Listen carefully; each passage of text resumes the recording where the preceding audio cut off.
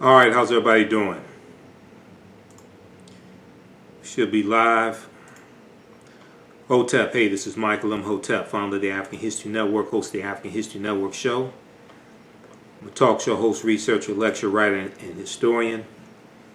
So it is Tuesday, September 29th, 2020, and we are live. This is our post-presidential debate recap and fact check. This was the craziest presidential debate I've ever seen or heard of. Okay, I've never seen anything like this. This is worse than I thought it was going to be. I knew Trump was going to show his ass because the latest poll came out. The poll came out on Monday. Washington Post or Sunday, Washington Post ABC News poll. He was behind 10 points. Another poll came out today. He's behind like about 9 points, 8 or 9 points nationwide. So I knew Trump was going to show his ass, but I didn't know it was this bad. This fool is crazy. Okay, I'm telling you right now. This fool, hashtag your ass gotta go. This fool cannot get another term in office. I'm telling you right now. Everybody share this broadcast. We're going to do some fact checking. We're going to break some stuff down. Hopefully I won't be here long, but who knows, okay? I took a 5-hour energy. So we'll see what happens. Hashtag, this motherfucker's crazy. I'm telling you. If you watch me in 2016, I was doing nationally syndicated radio 5 days a week. I warned you about this fool in 2016. This motherfucker's crazy. All right? And we just saw it displayed. So everybody share this broadcast. If you like this type of information, also you can donate to the African History Network. $ the AHN show through Cash App. $ the AHN show through Cash App. And PayPal.me / the AHN show through PayPal. All right. So we're going to look at fact checking from Washington Post, because I was posting some live fact checks. We'll look at fact checking from the Washington Post and also NBC News. Okay. First thing I want to do. Everybody follow me on my Facebook fan page, The African History Network, The African History Network, and follow me on YouTube, Michael Imhotep, IMHOTEP. I did a post dealing with the federal judges, okay? It came up dealing with the federal judges, and the statement was made there were 128 federal judges. There were 128 openings on the federal bench. I think they said 128 on the federal bench when Trump came in office, right? And I did a post that talked about how in the last 2 years of President Obama's term, you had his federal judges that were blocked by Mitch McConnell and Republicans in the Senate, which is true. I said there were 128 openings on the federal bench when Trump came in because Obama's nominations were blocked, all right? December 13th, 2019, right around December 13th, 2019, Moscow Mitch McConnell he was interviewed by Sean Hannity on Fox News, okay? And Mitch McConnell bragged about blocking President Obama's nominations for in the last 2 years, okay? A lot of people don't understand how this works. Federal judges, that is a lifetime appointment. Okay, the nominations, the president nominates federal judges. The Senate does the confirmation. Okay, I want you to hear this clip here. Let's talk about the issues come up. Let's say somebody were to retire at the end of this year, leading into the summer. You have been very clear. If the president appointed somebody, you would follow through on that nomination. Absolutely, we definitely would do that. And this paperback that we were just talking about.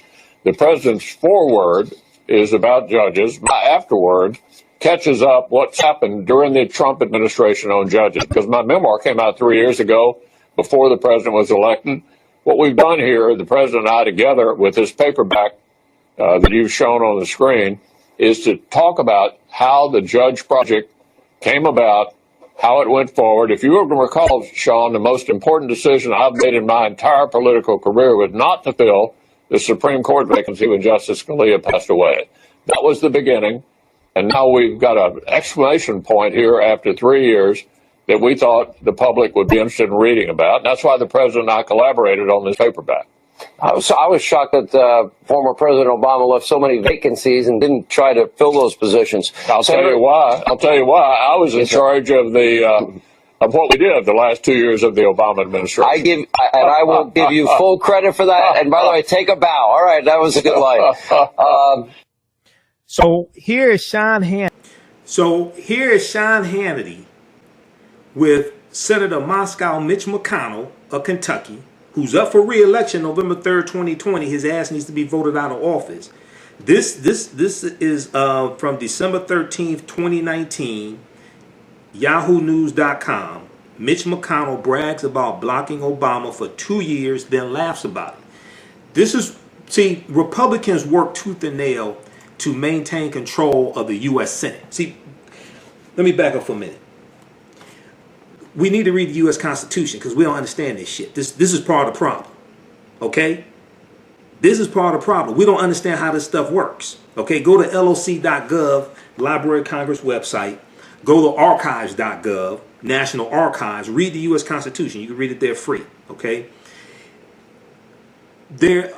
Trump has gotten 216 federal judges confirmed in the first 3.5 years. How do we know? Let's look at this article here from Newsweek.com. I'm going to post a link here to all these articles. Go read this stuff, okay?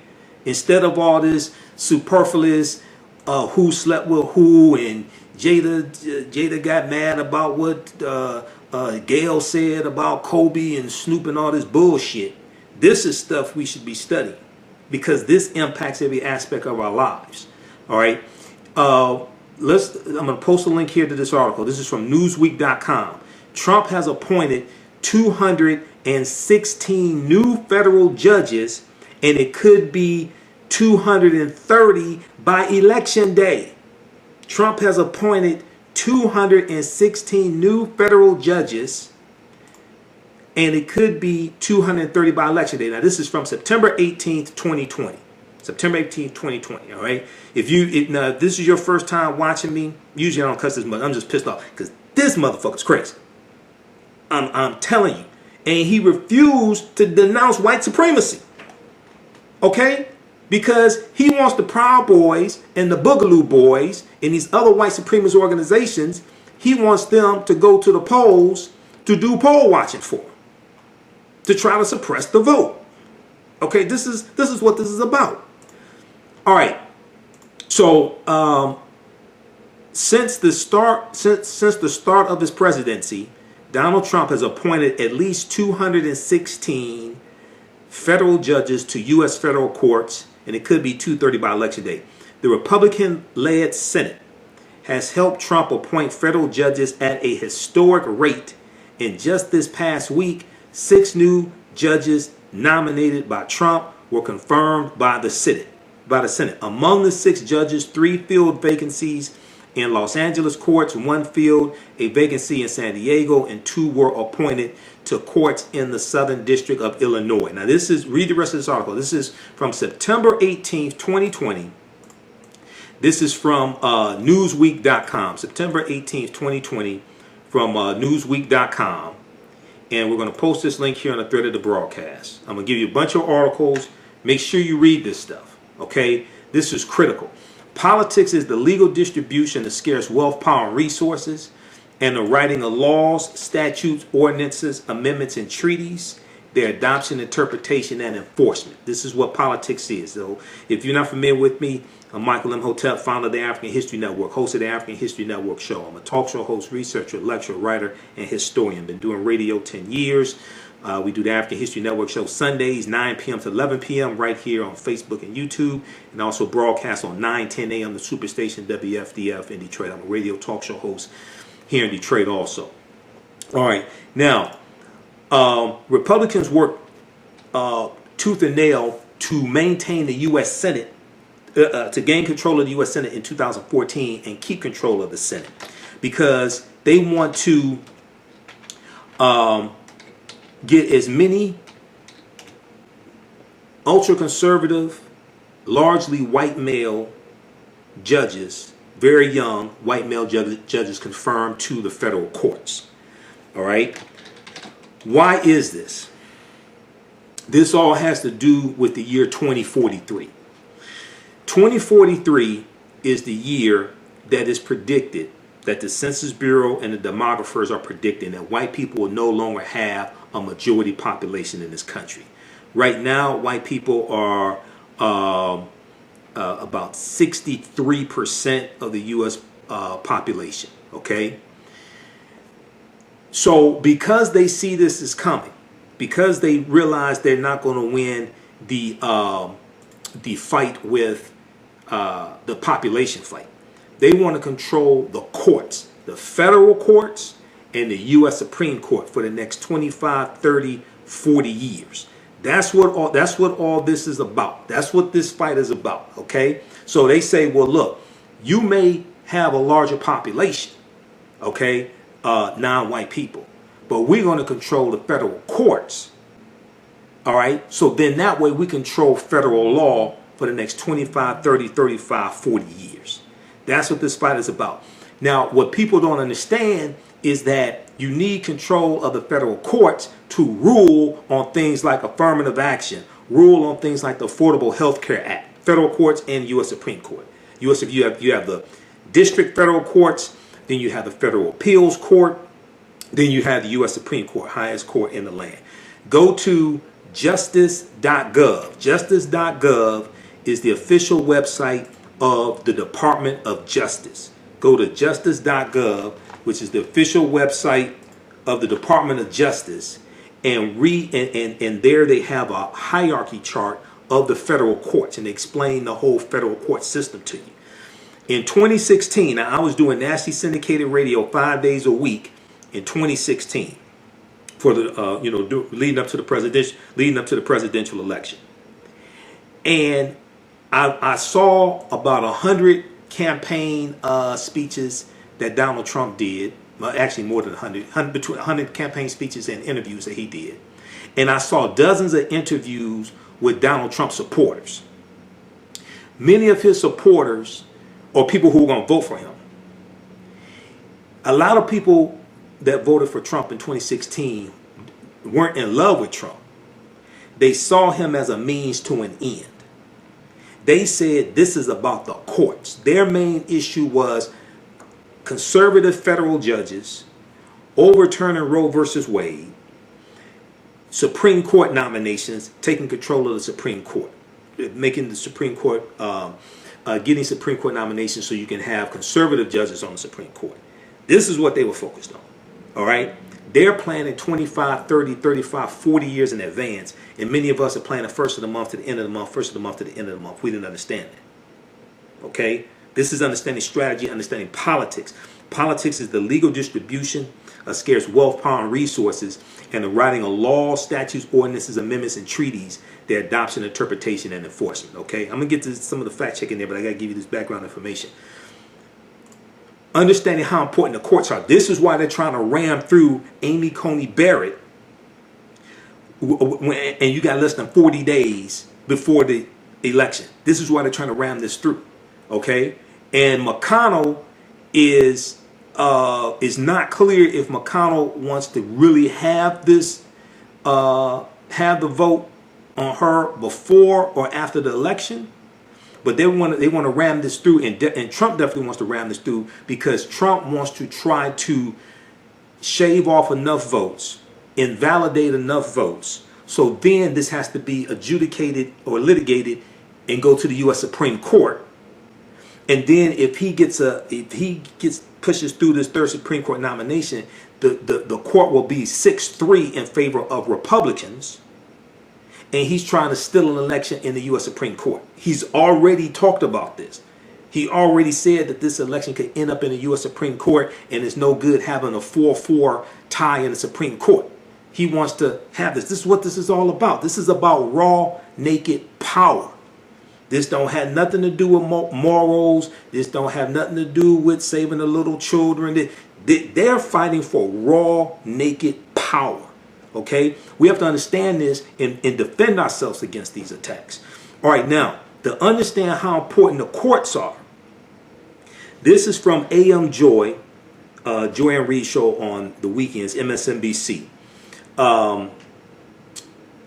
Attorney Elie Mystal, who used to write for, I think he wrote for Law and Crime. What was that? One of those law journals he wrote for. He writes sometimes for thenation.com. He's explaining the importance of the courts, and he's talking about Amy Coney Barrett. Okay, take a listen to this, and then we're going to come back, and then we're going to get into some fact checking of what was said tonight. But one of the things that came up was dealing with the federal courts and the U.S. Supreme Court tonight. Let's go to this clip. Coney Barrett already sits in a stolen seat. She is on the Seventh Circuit Court of Appeals. She fills a seat that was nominated by Barack Obama. Barack Obama nominated a woman named Myra Shelby to sit on that circuit, black woman. In 2016, Mitch McConnell blocked the black woman just like he blocked Merrick Garland. When Trump got in, he appointed Coney Barrett to Selby's seat. The Seventh Circuit, which has 11 justices now, is the only circuit that is an all-white circuit in our country. The Seventh Circuit covers Chicago. All right? So that's the scope of what we're looking at here. Trump has infused the entire federal judiciary, not just the Supreme Court, but everything up and down the federal judiciary with Trump judges, overwhelmingly white judges, overwhelmingly male judges, and we are long overdue for an expansion of those courts to better reflect the plurality and diversity of this country.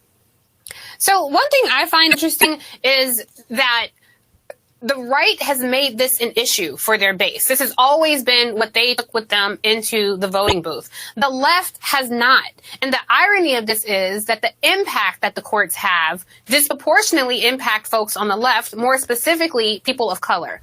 What can we do to change the conversation and, quite frankly, the political landscape to make the courts just as important an issue on the left as they are in conservative circles? Democrats have to do a much better job of messaging to their base about how important the courts are. Republicans do this all the time. Look, I do not think the base Republican voter is any smarter than the base Democratic voter. The Republicans have made this the one-to-one connection. If you want this, then you must have the courts. If you don't like gay people, then you must have the courts. If you want guns, then you must have the courts. The Democrats do not message to our base in the same way.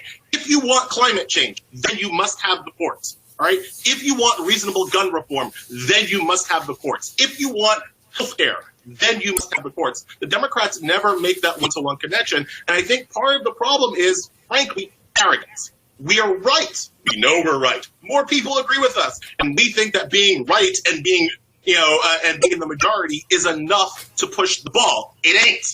What's enough to push the ball is controlling the institution of minority of judges that are elected for life. Sorry, that are appointed for life and represent minority opinions. Controlling that branch is how we control these major issues that we care about. Okay, so that's all. Hold on, let's Trump stop this next clip. Okay, so that's Elie Mystal. Hold on, let's stop this next clip. Okay. So now I'm neither Democrat nor Republican. You all watch me. I'm neither Democrat nor Republican, but I study law, history, and policies. And I know whose policies usually are most detrimental and hurting us the most. Okay? It's usually coming from Republicans. All right? But what Attorney Elie Mystal was breaking down is understanding the judicial branch of the government, which a lot of times we don't talk about. We'll focus on the president. We don't focus on the legislative branch. And in the upper chamber is the U.S. Senate. The Senate confirms U.S. Supreme Court judges, federal judges. They confirm the Attorney General, like this sorry-ass Attorney General William Barr. They confirm the Treasury Secretary. They confirm the Secretary of Education. The members of the President's cabinet don't get confirmed by the U.S. House of Representatives. That term is only 2 years. That's the lower chamber. They get confirmed by the upper chamber, which is the U.S. Senate, a 6-year term. And originally, for the first about 124 years that the U.S. Senate existed, people did not vote for U.S. senators. The U.S. senators were appointed by the state legislature. Go to Senate.gov. Senate.gov is the official website of the U.S. Senate, and they have a whole section there dealing with the history of the U.S. Senate. It wasn't until 1914 that people started voting for U.S. senators. The reason why was because originally people originally the framers of the Constitution, Philadelphia Convention, 1787,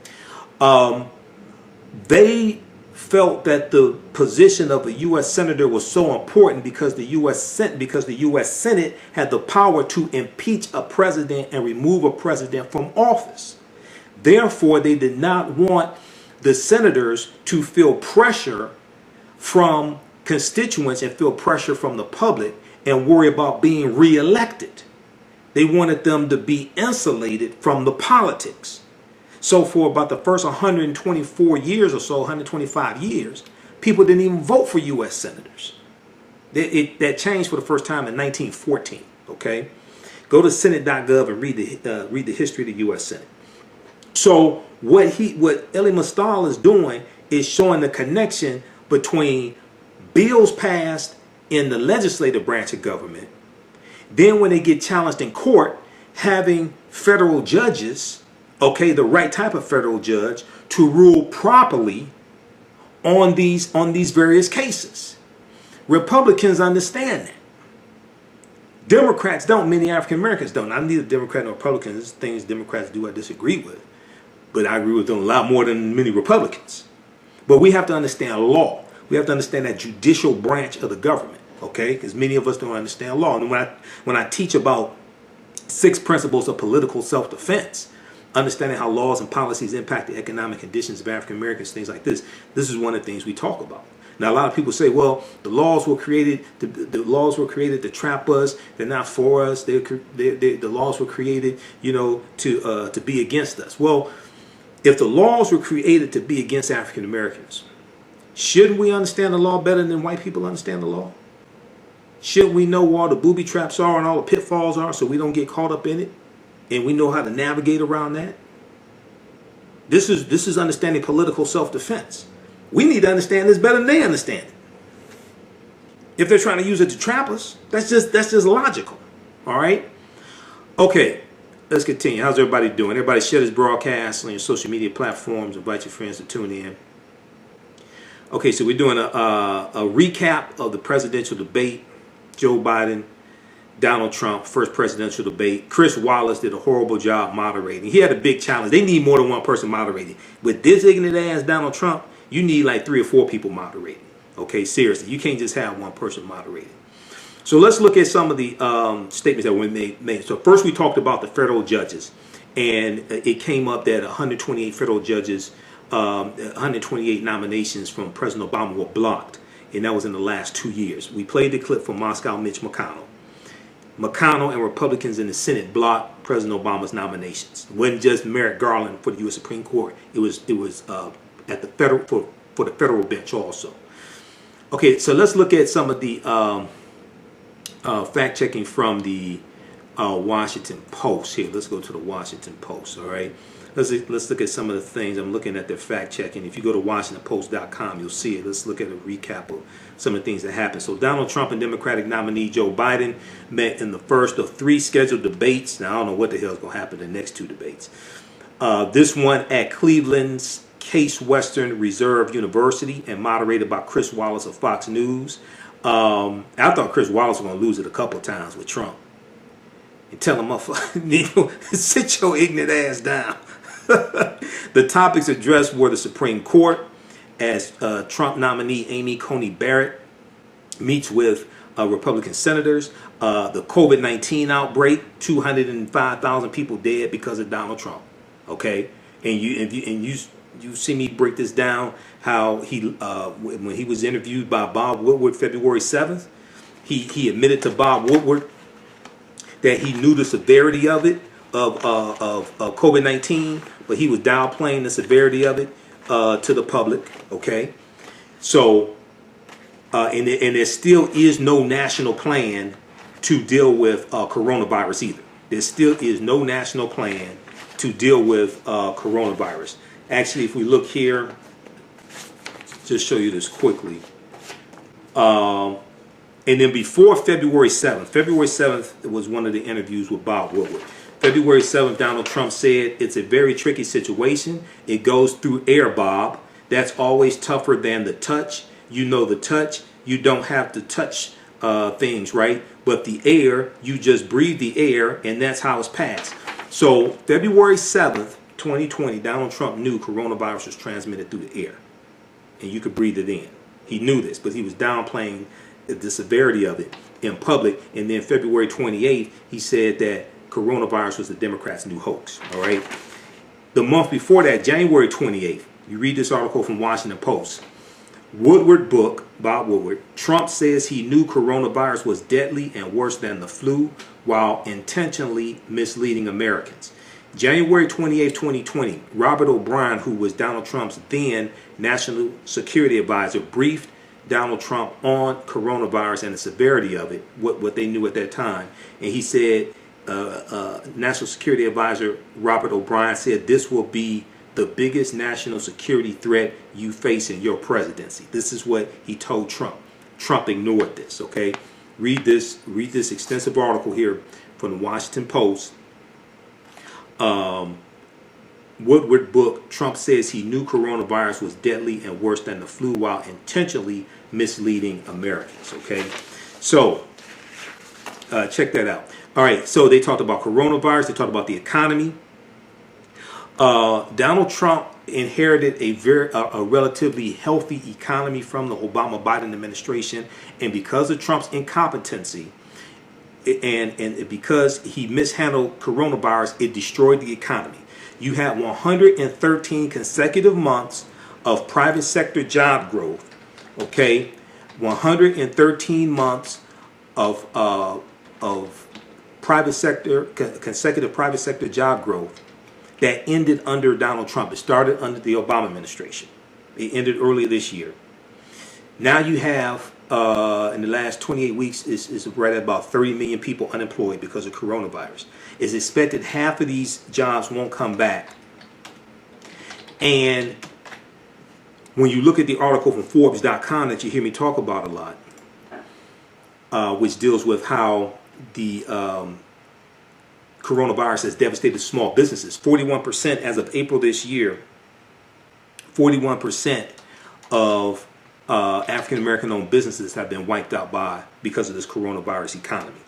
Okay, 41%. Now it's probably at about 50% because we're almost into October. It's probably at about 50% now. All right. If you look at this article here from Forbes.com, people that don't, if you follow us here on the African History Network, I post articles from all different sources because I monitor about 35 different news sources on a daily basis. Read this article. The COVID-19 crisis has wiped out nearly half of black small businesses. The COVID-19 crisis has wiped out nearly half of black small businesses, okay? This is from August 10th, 2020. And they go through and break this down and talk about the devastating impact that coronavirus has had on small businesses, but also African American owned businesses. All right, so when Donald Trump came out with his platinum plan for African Americans, which is really a fool's gold plan. If you saw our show Sunday night, September 27th, 2020, installment of the African History Network show, I went through and broke that down. And then also the previous 5 weeks, I've been going through breaking down Joe Biden's 22-page agenda to empower Black America, the Lift Every Voice plan. This is the second time I've gone through. I went through May through June because it came out May 4th, 2020. For those that don't know, this may be your first time hearing this type of information or first time tuning in. Biden's agenda for African Americans came out May 4th, 2020. I went through all 6 parts of it May through June of this year. We're going back through it again now. So this coming Sunday will be the 6th installment of it. Okay, and it's all here at our Facebook fan page, The African History Network, and our YouTube channel, Michael Imhotep, Imhotep. And we have all of our shows in audio podcast format. I'll be uploading some more shows tomorrow. If you go to AfricanHistoryNetwork.com, AfricanHistoryNetwork.com, which is our website, on the homepage, click on Listen to Podcasts. We have over 1,000 podcasts there going back to 2010. Okay, so nearly half of black small businesses have been wiped out by the end of April 2020 as the pandemic ravaged minority communities disproportionately, according to a report from the New York Federal Reserve, the New York Fed. Black-owned businesses were more than twice as likely to shutter or close as their white counterparts, the report found. Okay, black businesses experienced the most acute decline. So nationally representative data on small businesses indicate that the number of active business owners fell by 22% from February to April 2020. Okay, the number of active business owners fell by 22% from February to April 2020, the largest drop on record. Black businesses experienced the most acute decline with a 41% drop. Latinx business owners fell by 32%, and Asian business owners dropped by 26%. I thought all Asians, the Asian unemployment rate has increased also, just so people don't know. So people say Asians are unemployed. I don't know where the hell you got that from. Generally, they may have a low unemployment rate, but it's just like people say Asians don't vote. That's not true. What the hell are you talking about? Go to NBCnews.com, and in the upper right-hand corner is like 3 or 4 horizontal lines. Click there, and it brings up their platform. Go to the Asian American platform and read those articles dealing with the Asian American community. They deal with Asian Americans in the 2020 vote. Asians do vote. What happens is their history is different than ours, and many of them are coming from countries where they could not vote. So many of them don't have a history of voting like we do in this country because of the 15th Amendment of 1870, okay? And then the Voting Rights Act of 1965. But there's been an increase in the percentage of Asians voting. They've gone from about 3.5% of the voting electorate to 5%. And they're being targeted more by politicians. There are a number of articles there at the Asian American platform at NBCnews.com that deals with this. Are you ready for a new black economy? Well, Happy, the role of economics in the development of civilization, is a brand new documentary that will set you on a new path of knowledge and enlightenment. The Happy film gives viewers a snapshot of our economic history from the dawn of civilization right up until today. The underlying theme of the film is the interrelationship between the 3 essential components of economics, politics, and culture. Happy brings together the brightest and most prolific minds in the fields of psychology, history, business, and politics, such as Dr. Leonard Jeffries, Professor James Small, Dr. Julian Malveaux, Dr. Zahi Hawass, and Jabari Osazi, and more. Together, they deliver a message of cooperative economics, financial independence, and a pride that we can all be inspired by. The film is on sale now. It's streaming on all digital formats, or for DVD, please visit Happy, H-A-P-I, happyfilm.com. Use offer code HAPPY, AHN, for a 10% discount. Melanize Media is an independently black-owned and operated film company. We specialize in producing culturally enriching black films and videos at melanizemedia.com. Join us every Sunday for Melanize Nights, where we screen a socially conscious documentary film or black historic presentation. That's every Sunday evening at 7 p.m. Visit melanizemedia.com to learn more and to register. That's MELANEYES media.com. Peace.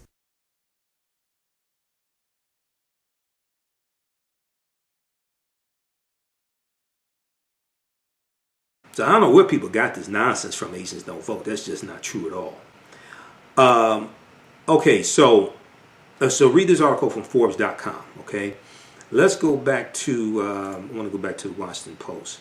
Okay, so they talk about the economy, racism in America, the candidates' records, the climate, etc. Trump frequently interrupted both Biden and Wallace. We know that. He's a bully. He didn't want Biden to break down the facts. He's a bully, okay? Okay, so let's see. They're giving a synopsis here. The Bidens paid, so they're talking about taxes. The Bidens paid nearly $300,000 in federal income taxes on earnings of more than $985,000 in 2019. You know, Sunday night we talked about the story that broke from the New York Times dealing with Trump and his taxes. And more importantly, than Trump only paying $750 in taxes in 2016, 2017. That ain't the most important thing. Most important thing is that he has debt of at least $421 million, and it's a personal guarantee, and it comes due in about 4 years. So if you saw the articles that I posted today, you have experts, and even Nancy Pelosi said this makes Trump a national security risk because we don't know who he owes the money to. Some of the money is owed to Deutsche Bank. We know that. That's the only bank that would allow him money.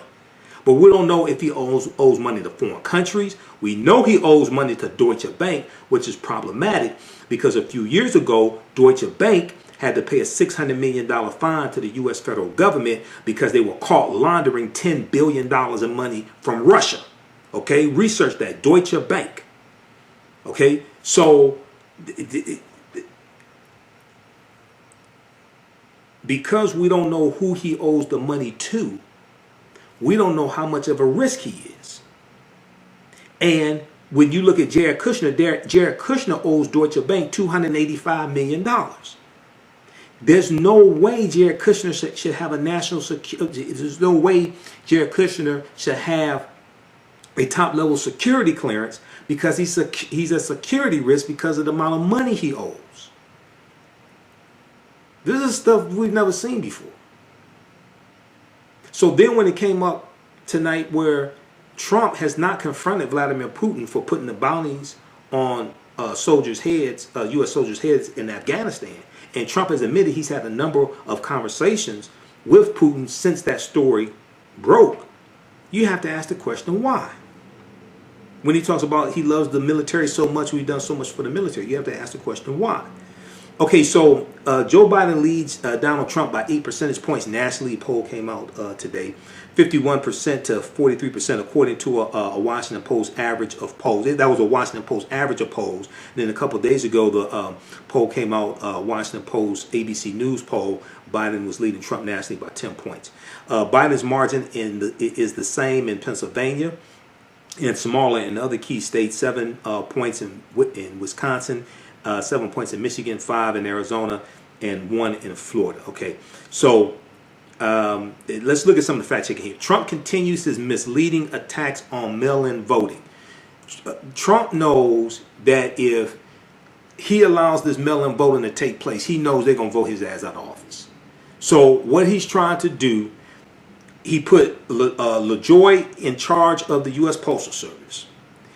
They broke down a lot of the sorting machines from the U.S. Postal Service. This slowed down the processing of mail. They've made all types of changes in the postal system, and this is all geared towards slowing down the mailing of the voting ballots, of the mail-in ballots. Okay, because Trump is trying these various tactics to win an election, still another election. Okay, because he won the Electoral College that unfortunately we don't understand. And I'll be doing another broadcast going through dealing with how the Electoral College works. I did one in 2016 after the 2016 election. I'm going to do one very soon so our people understand this. The people who tell you the popular vote does not matter, they've never studied the Electoral College. It's not true. It's not the popular vote nationwide that matters. It's the popular vote per state that matters. Because you become president-elect by getting at least 270 electoral college votes. You get to 270 electoral college votes by winning the electoral college votes associated with each state. Each state has at least 3 electoral college votes. Maine and Vermont have 3. Michigan has 16. Texas has 66. Texas has 38. California has 66. Okay? It's not the popular vote does matter, but which popular vote matters? It's not the popular vote it's not the national popular vote that matters. It's the popular vote per state that matters. This is why Republicans in 2016 engaged in rampant voter suppression in Michigan, Wisconsin, Pennsylvania, other key battleground states that shave off 1 or 2 percentage points. Donald Trump won Michigan by 10,704 votes. Donald Trump won Michigan by 10,704 votes. The interstate cross-checking system that knocked 1.1 million people off the voter rolls. This is one of the voter suppression tactics. The interstate cross-checking system in 2016 knocked about 50,000 people off the voter rolls in Michigan, about 54,000 in Michigan. Jill Stein got 50,000 votes out of Michigan also. But Trump won Michigan by 10,704 votes. So we're being attacked. I'm not even talking about the Russian intervention that took place. I'm not even talking about the story that broke in the last couple of days that dealt with how the Trump administration, and I printed up the article. I think it's in my backpack.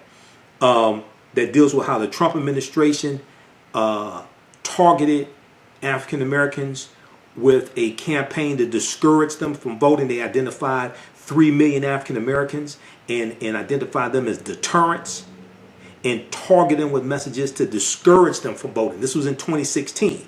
The story just broke in the past couple of days. It was a UK news source, and it was picked up by U.S. news sources. Okay, so check that out. There's a Channel 4 News, and that broke this story. All right, we'll talk about that some on our Sunday night show. But these are all ways that we're under attack, and many of us don't know this. Okay, I'll try to pull up. We'll try to pull up that article also, and give you the name of that one. All right, so let's continue here. So just bear with me, everybody. Okay, because we just jumped on after the this is like watching WWE wrestling or something. So Trump continues his misleading attacks on mail-in voting. In the final moments of Tuesday's debate, Donald Trump repeated his baseless claim that mail-in balloting will invite widespread fraud, and declined to commit to accepting the results of the election because he's trying to steal the election. Okay, he'll only accept the results if he wins in the U.S. Supreme Court, if he can disqualify, because he has amassed an army of something like at least 1,000 attorneys to challenge ballots. Okay, last I saw, it may be more now, last I saw was a few weeks ago, Joe Biden had an army of about 600 attorneys, but this was a few weeks ago. It's probably more now, but I know at least 3 or 4 weeks ago, Biden had an army of about 600 attorneys. Okay, let's continue here. So Trump said he can't go along with an election result based on millions of mailed ballots, particularly if many of those ballots are received and counted after Election Day. All right, now Trump claimed that the ballots with his okay. So this story coming out of Pennsylvania has been discredited. This story coming out of Pennsylvania and having the 9 ballots in the trash can and the 7 other ballots were in Trump's name or something like that. Research that. That's been discredited. Okay. The matter remains under investigation, and the U.S. Attorney for the Middle District of Pennsylvania has announced that the 7 of the 9 ballots have been cast for Trump. A contract worker in the elections office who discarded the ballots has been fired. It is unknown why the worker discarded the ballots. There's more information dealing with that, because some of the information I've seen around this is that this whole story has been discredited. Okay, so check that out. So Trump refuses to promise not to declare preemptive victory while Biden urges calm. Okay, we'll skip over that. Trump says he's counting on the Supreme Court to settle disputes over mail-in ballots. Okay, which is true. Let's see here. Let me switch over to. I want to switch over to NBC News. A lot of information that they had in their fact checking was better so far. Let's see here. Let me refresh this here for NBCnews.com.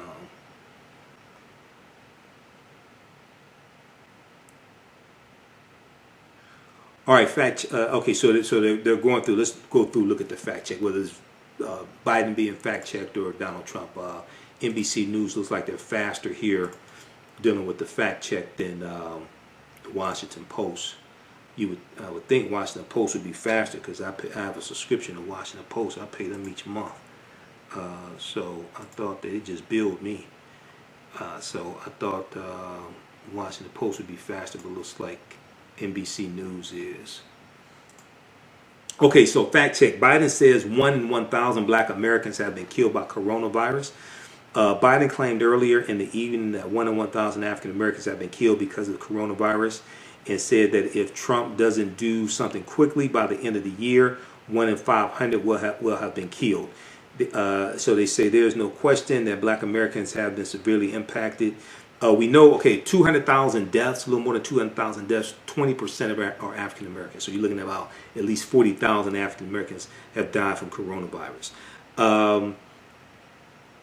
There's no question that black Americans have been more severely impacted by COVID-19 than whites. Even the administration's public health agency agrees that black Americans are disproportionately affected. A number of analyses and studies that show that people of color in America have been hit harder by coronavirus and are more likely to know someone who has died from the virus. Biden here, however, appears to be referencing a study on death rates, not on overall numbers. Okay, a recent study from the APM Research Lab found that the COVID-19 death rate for African Americans is 1 in 1,020. Okay, 1 in 1,020, or 97.9 deaths per 100,000 people. 97.9 deaths per 100,000. The report notes that, quote, if they had died of COVID-19 at the same actual rate as white Americans, about 20,800 blacks, 10,900 Latinos, 700 indigenous, and 80 Pacific Islander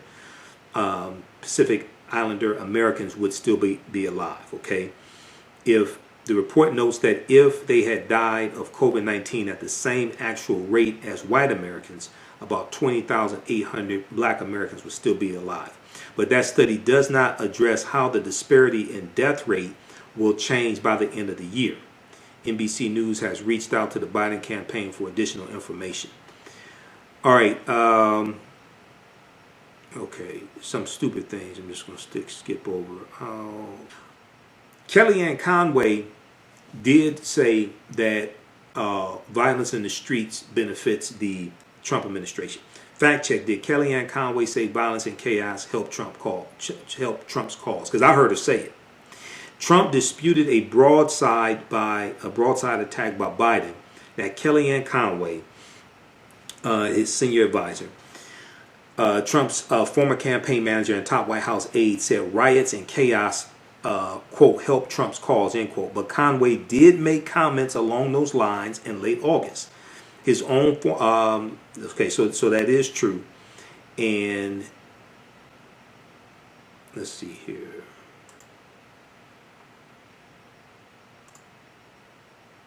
Okay, they have the. Well, I'm going to post this link here. You can check these out, and they have the video there. There's a link to the video of Kellyanne Conway actually saying that she was being interviewed. Okay, and that's come back to haunt them. Let me see here. Let me refresh this because they just did an update. Poll watchers in the 2016 campaign on Donald Trump's website, they were encouraging people to go to his website and sign up to be poll watchers.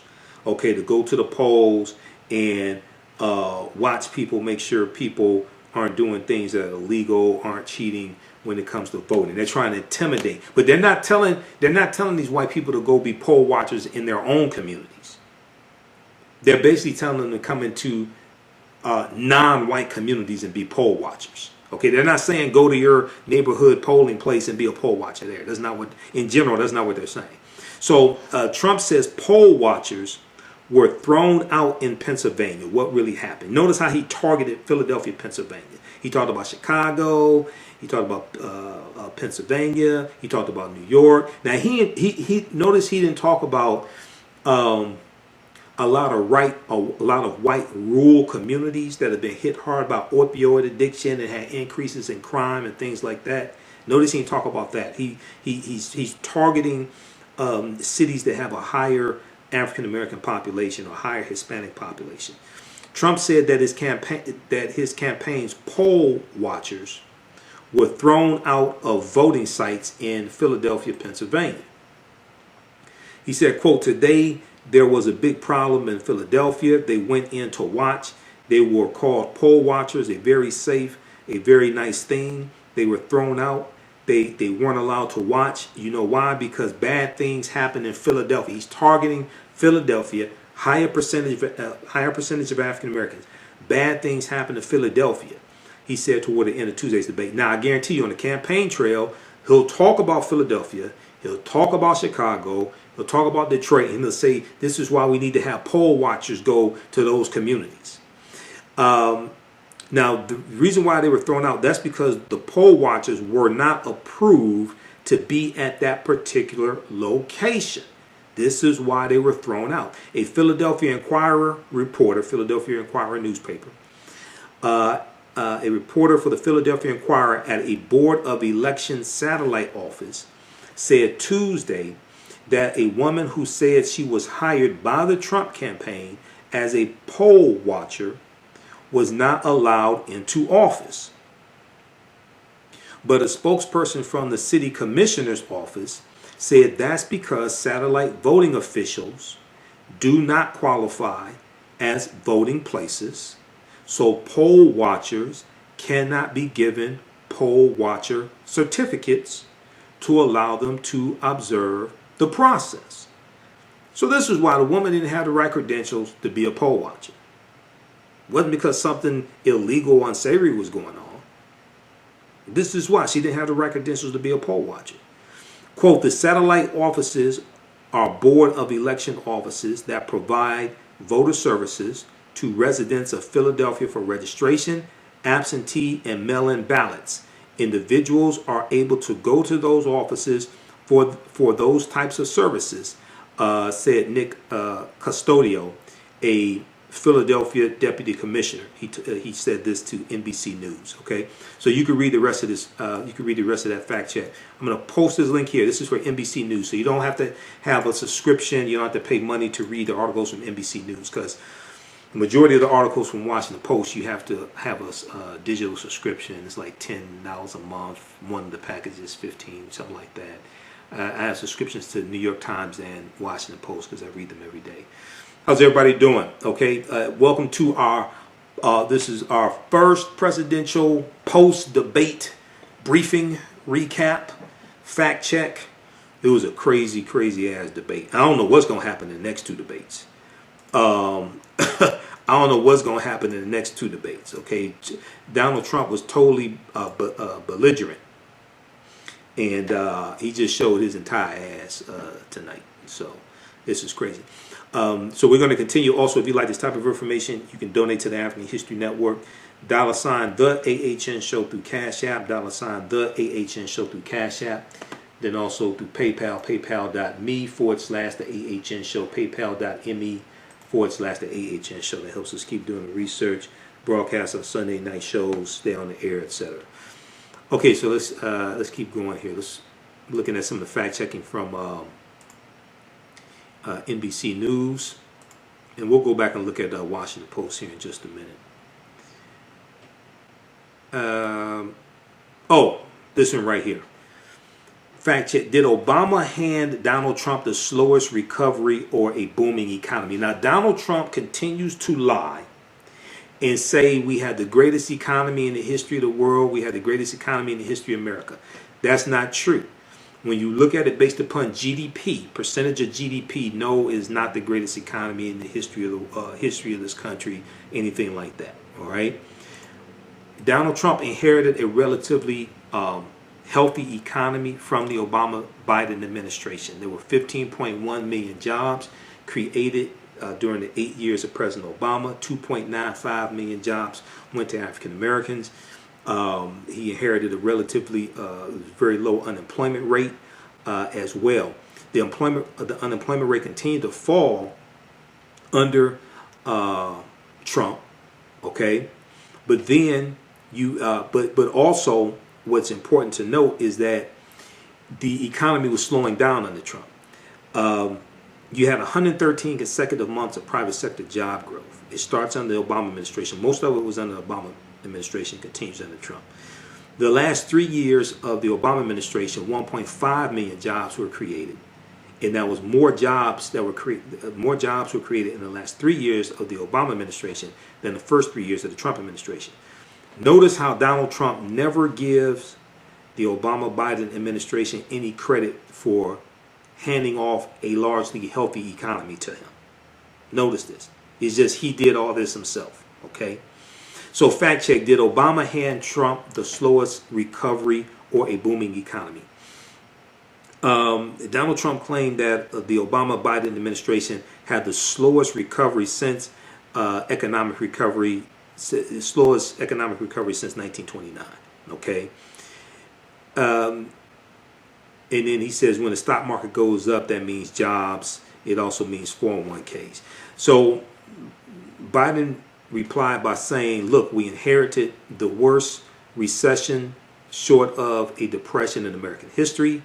I was asked to bring it back. We were able to have an economic recovery that created the jobs that you talked about. We handed him a booming economy. He blew it. Okay.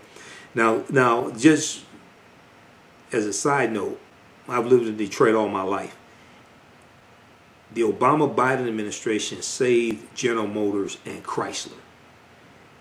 In saving General Motors and Chrysler, they saved about 1 million jobs tied to the auto industry that they saved. Because if General Motors and Chrysler went under, I don't know what would have happened to Detroit, and the economy would have taken a huge hit nationally. Okay. If you go back and look at quotes from Trump, Trump was against the bailout of General Motors and Chrysler. And what Trump actually said was he said the government should let those two companies go bankrupt. Those companies should take their plants and move them down south and move to states that don't have unions so you can pay the people lower wages and they'll just be forced to take what you offer them. This is what Trump said. Okay, now several key economic indicators show that the economy was well into recovery under the Obama administration before Trump took office. Furthermore, other metrics show that Trump did not significantly grow the economy any more than the Obama White House did. Looking at the broadest measure of economic health, gross domestic product, the numbers show that the average quarterly growth under Donald Trump has been 2.5%. And that was almost exactly what it was under the Obama administration in Obama's second term at 2.4%. Okay, we're looking at the GDP, gross domestic product, which is the total value of goods, services, and income. The three components of GDP, gross domestic product: the total value of goods, services, and income that is produced in a country.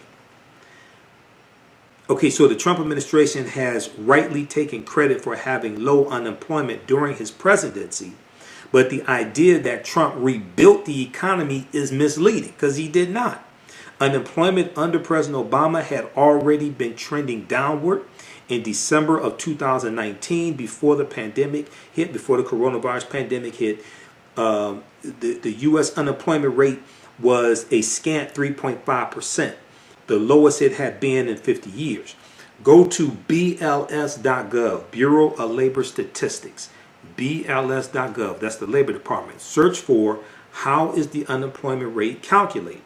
How is the unemployment rate calculated? So when they talk about 3.5%, that's the U3 number.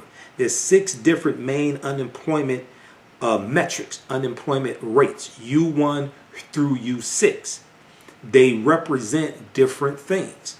The U3, which is what you usually hear in the news the first Friday of each month, when the jobs numbers come out. The jobs report comes out usually about 9 a.m. the first Friday of each month. Okay. Each Thursday, every Thursday, 8:30 a.m., the unemployment numbers come out, which tells you how many people filed for unemployment the first time from the previous week. So a lot of people are paying attention more to that because it's last week is about 860,000, and for about 25, 26 weeks or so, it was at 1 million or more due to coronavirus. Okay, these are all metrics that impact the economy. So if you go to BLS.gov, Bureau of Labor Statistics, which is the Labor Department, search for how is the unemployment rate calculated. Okay. All right, let's continue here. So in December 2019, before the coronavirus pandemic hit, the U.S. unemployment rate was a scant 3.5%, the lowest it had been in 50 years. Okay. However, as good as that number was, when Trump took office, the rate was already at 4.7%. That's the overall unemployment rate, 4.7%. It was very low. Okay, President Obama does not get credit for this. Trump just takes all the credit, and we created the greatest economy in the history of the world and things like this. No, you didn't. The figure is quite low by historical standards, lower than all of the 1980s as well as most of the 1990s and 2000s.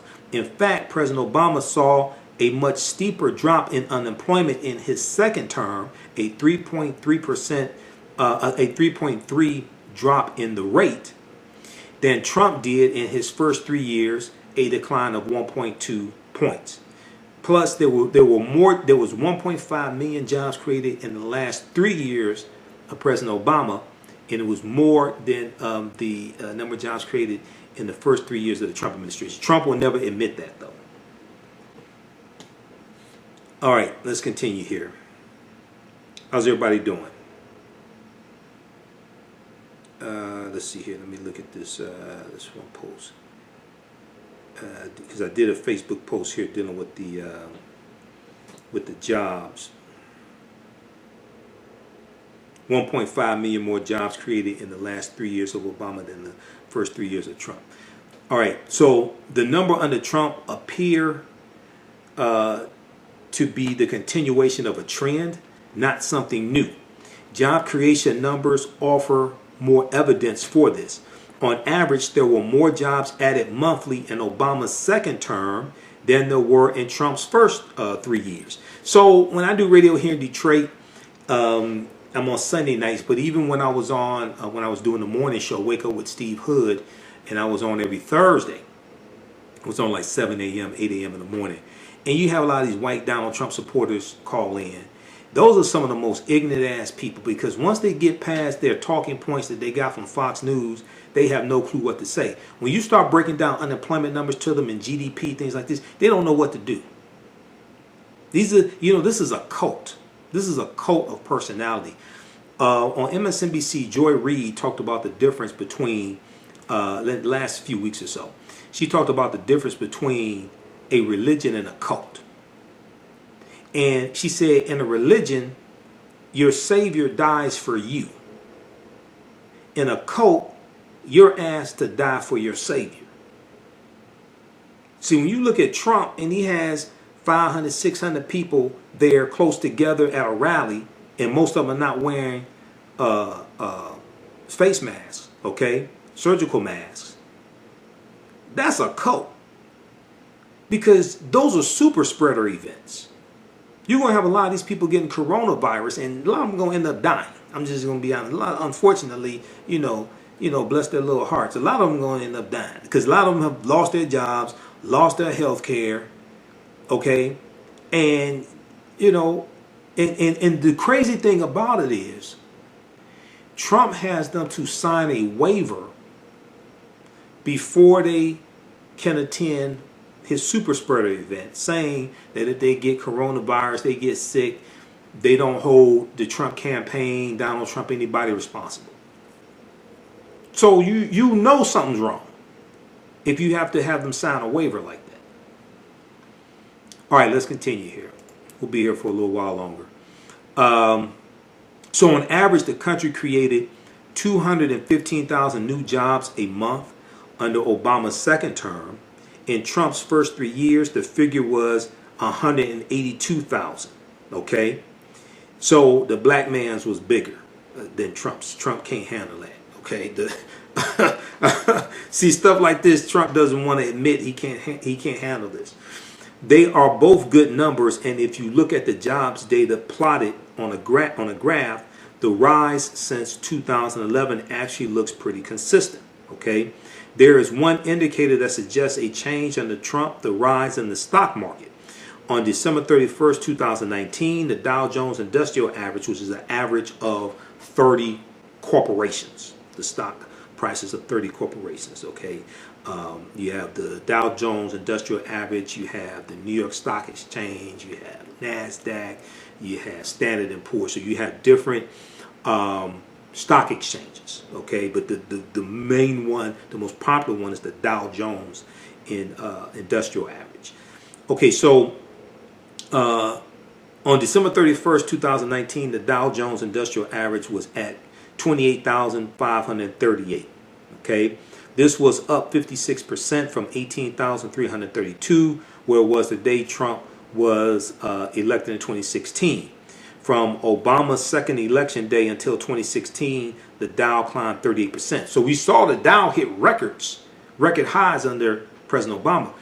One of the differences is that Trump thinks that the stock market is a good indicator of the health of the overall economy, and it's not necessarily so, because the Dow right now is probably close to another record, but you have 30 million people who are unemployed. You still have 30 million people who are unemployed, and they lost their jobs in like the last 28 weeks. Okay, so you have people being unemployed. You're about to experience some massive evictions and foreclosures if we don't see relief coming from federal government restoring the weekly unemployment insurance. It was $600. That expired July 31st. Okay. Moscow Mitch McConnell sent the Senate on a 1-month recess before they came to an agreement on the $3 trillion HEROES Act that was passed in the House of Representatives in May 2020. It was sent to the Senate, and McConnell just kept pushing through unqualified, ultra-conservative white judges. And then the $600 a week unemployment insurance from the federal government expired. He lets the Senate go on recess, okay? And they still haven't really come to a consensus with Democrats on a new bill. You have Nancy Pelosi that just introduced a revised $2.2 trillion bill. We'll see what McConnell does in the Senate. But see, this is an example of how elections have consequences. All this affects the economy. When you had that extra $2,400 a month from the federal government and unemployment insurance, when that disappeared, that negatively impacted the economy in a lot of these cities, Detroit, Philadelphia, Chicago, because these people, not just African Americans, but people on unemployment in general, and there's 30 million people unemployed now, okay? But when they didn't have that extra money, that's less money they have to spend with businesses in their communities, okay? So the other side of this pandemic, we're going to see millions of evictions and foreclosures. And also, we're going to see more businesses just totally go out of business. People lose their investments they have in their business, things like this. This is what happens when you have incompetent leadership. People think elections don't have consequences. Yes, they do. This is why Republicans work so hard to suppress our vote, because they know the importance of elections. Okay, I'm all for economic empowerment, things like this, but all the economic empowerment gurus and things like this, people in 2016 said, we don't need to vote, we just need to do economic empowerment and invest in the stock market. And I said, that's good, but we also need to vote, because you need to vote for a president who's going to protect the economy that your black business operates within and depends upon. Because businesses depend upon a stable, healthy economy for them to survive. Okay? We have to elect a Senate that's going to pass bills that will protect the economy, okay, as opposed to being derelict in their duties. And to be quite honest with you, the Republican senators that refused to remove Donald Trump from office early February 2020 during the impeachment trial, a lot of them have blood on their hands too, because if they had removed him from office early February, like February 5th, 2020, February 6th, they removed him from office, Pence would have become president. Pence is bad, but he's more responsible than Trump. A lot of these people who died from coronavirus, a lot of them would be alive today, because Pence would have taken action. Because see, Pence was the governor of Indiana, even though he botched the response to HIV and the distribution of needles to drug addicts and things like that. Pence is a lot more responsible than Trump, even though he's bad. Okay, a lot of these people would still be alive. It would not be nearly as bad if those Republicans had done their job, because they knew Trump was guilty, and removed him from office. Therefore, they have to be removed from office. Okay, so Moscow Mitch McConnell's up for re-election November 3rd, 2020. Senator Lindsey Graham in South Carolina, he was on Fox News begging for money because Jamie Harrison is kicking his behind, rightfully so. Okay, Lindsey Graham who's chair of the Senate Judiciary Committee, by the way. The Senate Judiciary Committee is the committee that will hold the hearings for Amy Coney Barrett. Okay, then they hold their hearings. They take their vote to proceed to the general body of the Senate for the general body to vote on her confirmation. Lindsey Graham is the chair of the Senate Judiciary Committee. The Senate Judiciary Committee is also the committee that holds the hearings for federal judges, which are lifetime appointments also. All right. So read this here from NBCnews.com. Let's get a couple more in. Fact check. Okay, we know the story about Trump calling veterans who risked their lives or who lost their lives in war, something like that, suckers and losers. Biden made this claim Tuesday evening, and it accurately reflects media reports citing multiple sources, saying that the Atlantic broke that story. The Atlantic.com. Biden appears to be referring to a recent report in the Atlantic which zeroed in on Trump's rhetoric about service members, citing 4 people with first-hand knowledge of the discussions. The magazine reported that Trump canceled a trip to a cemetery near Paris in 2018 because he feared his hair would become disheveled in the rain. The Atlantic then was first to report that in a conversation with senior staff members, Trump said, "Why should I go to that cemetery? It's filled with losers." Trump also reportedly called the more than 1,800 fallen Marines, quote-unquote, suckers for getting killed during the World War I battle. The Atlantic's report was confirmed by the Associated Press, while the Washington Post reported similar rhetoric about fallen service members. Donald Trump denied the Atlantic report is fake, but we see how Donald Trump treated John McCain, who was a war veteran as well, who was a POW, Vietnam War, and we all remember on the campaign trail where Trump said McCain was a hero because he was captured. He said he likes his heroes that aren't captured or something like that. Okay, let's look at a couple more here. Trump tries to tie Biden to the Green New Deal. Biden does not support the Green New Deal. Okay, fact check. Biden says violent crime fell under Obama, rose under Trump. So on Tuesday night, Joe Biden says violent crime went down 17%, 15% in our administration. It goes up on his watch, goes up under Trump. Biden's attack is half true. Asked about this claim, the Biden campaign points to a factcheck.org review of FBI violent crime data during the Obama administration that found that the violent crime rate fell nearly 16% when adjusted for population. Okay, the violent crime rate fell nearly 16% when adjusted for population. That's under the Obama administration. While the number appears to check out, Biden's attack on Trump is unfounded. While homicide has been on the rise, violent crime has remained largely flat under the Trump administration. Okay, so it's like half. Biden's attack is half true.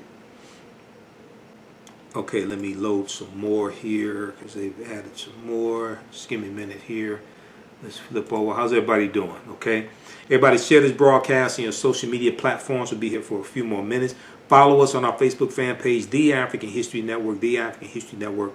Turn on notifications so you know when we go live. Follow me on my YouTube channel, Michael Imhotep, Imhotep, and turn on notifications so you know when we go live there as well. Okay, and then also if you like this type of information, you read our articles that we post here daily. If you like this type of information, you can donate to the African History Network. $ the AHN Show through Cash App. $ the AHN Show through Cash App, and then also through PayPal, paypal.me/the AHN Show. Okay. All right. Let's see. Let's continue here, and then listen to the African History Network show Sundays, 9 p.m. to 11 p.m. Eastern Standard Time. We're here every Sunday, and we're on. We broadcast on 9:10 a.m. the Superstation WFDF in Detroit also. All right. Let's continue. Okay, so we did a refresh. Okay, so let's talk about Beau Biden.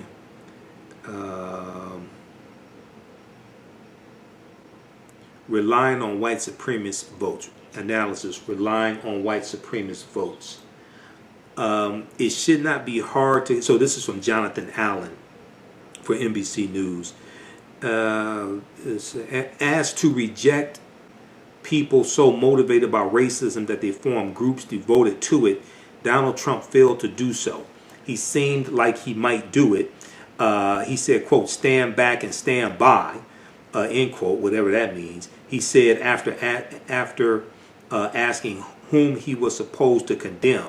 But instead of attacking white supremacists, he launched a rhetoric assault on Antifa. Antifa is not a white supremacist group. And also, Antifa is not an organization. Antifa is an ideology. Antifa stands for anti-fascist or anti-fascism. And they largely are against Trump. All right, now, I'm going to try to pull up this article here because Washington Post had the article. His FBI director, Christopher Wray, testified 2 or 3 weeks ago that talked about how basically like the biggest threat to America were these white supremacist, white nationalist organizations that Donald Trump has not condemned. Okay? That largely Donald Trump has not condemned them. Let me try to pull this up because I posted this article. When it came out. We posted it on our Facebook pages here. But this is extremely important because his Department of Homeland Security and the FBI, they'll talk about the severity of these white supremacist, white nationalist organizations. Donald Trump does not condemn them. Okay? He encourages them.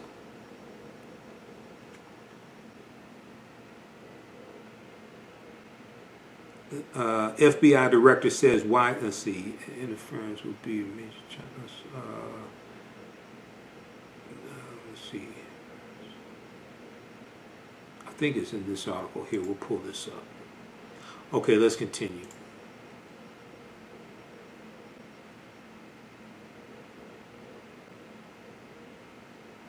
Okay, fact check. Did Biden call black Americans super predators?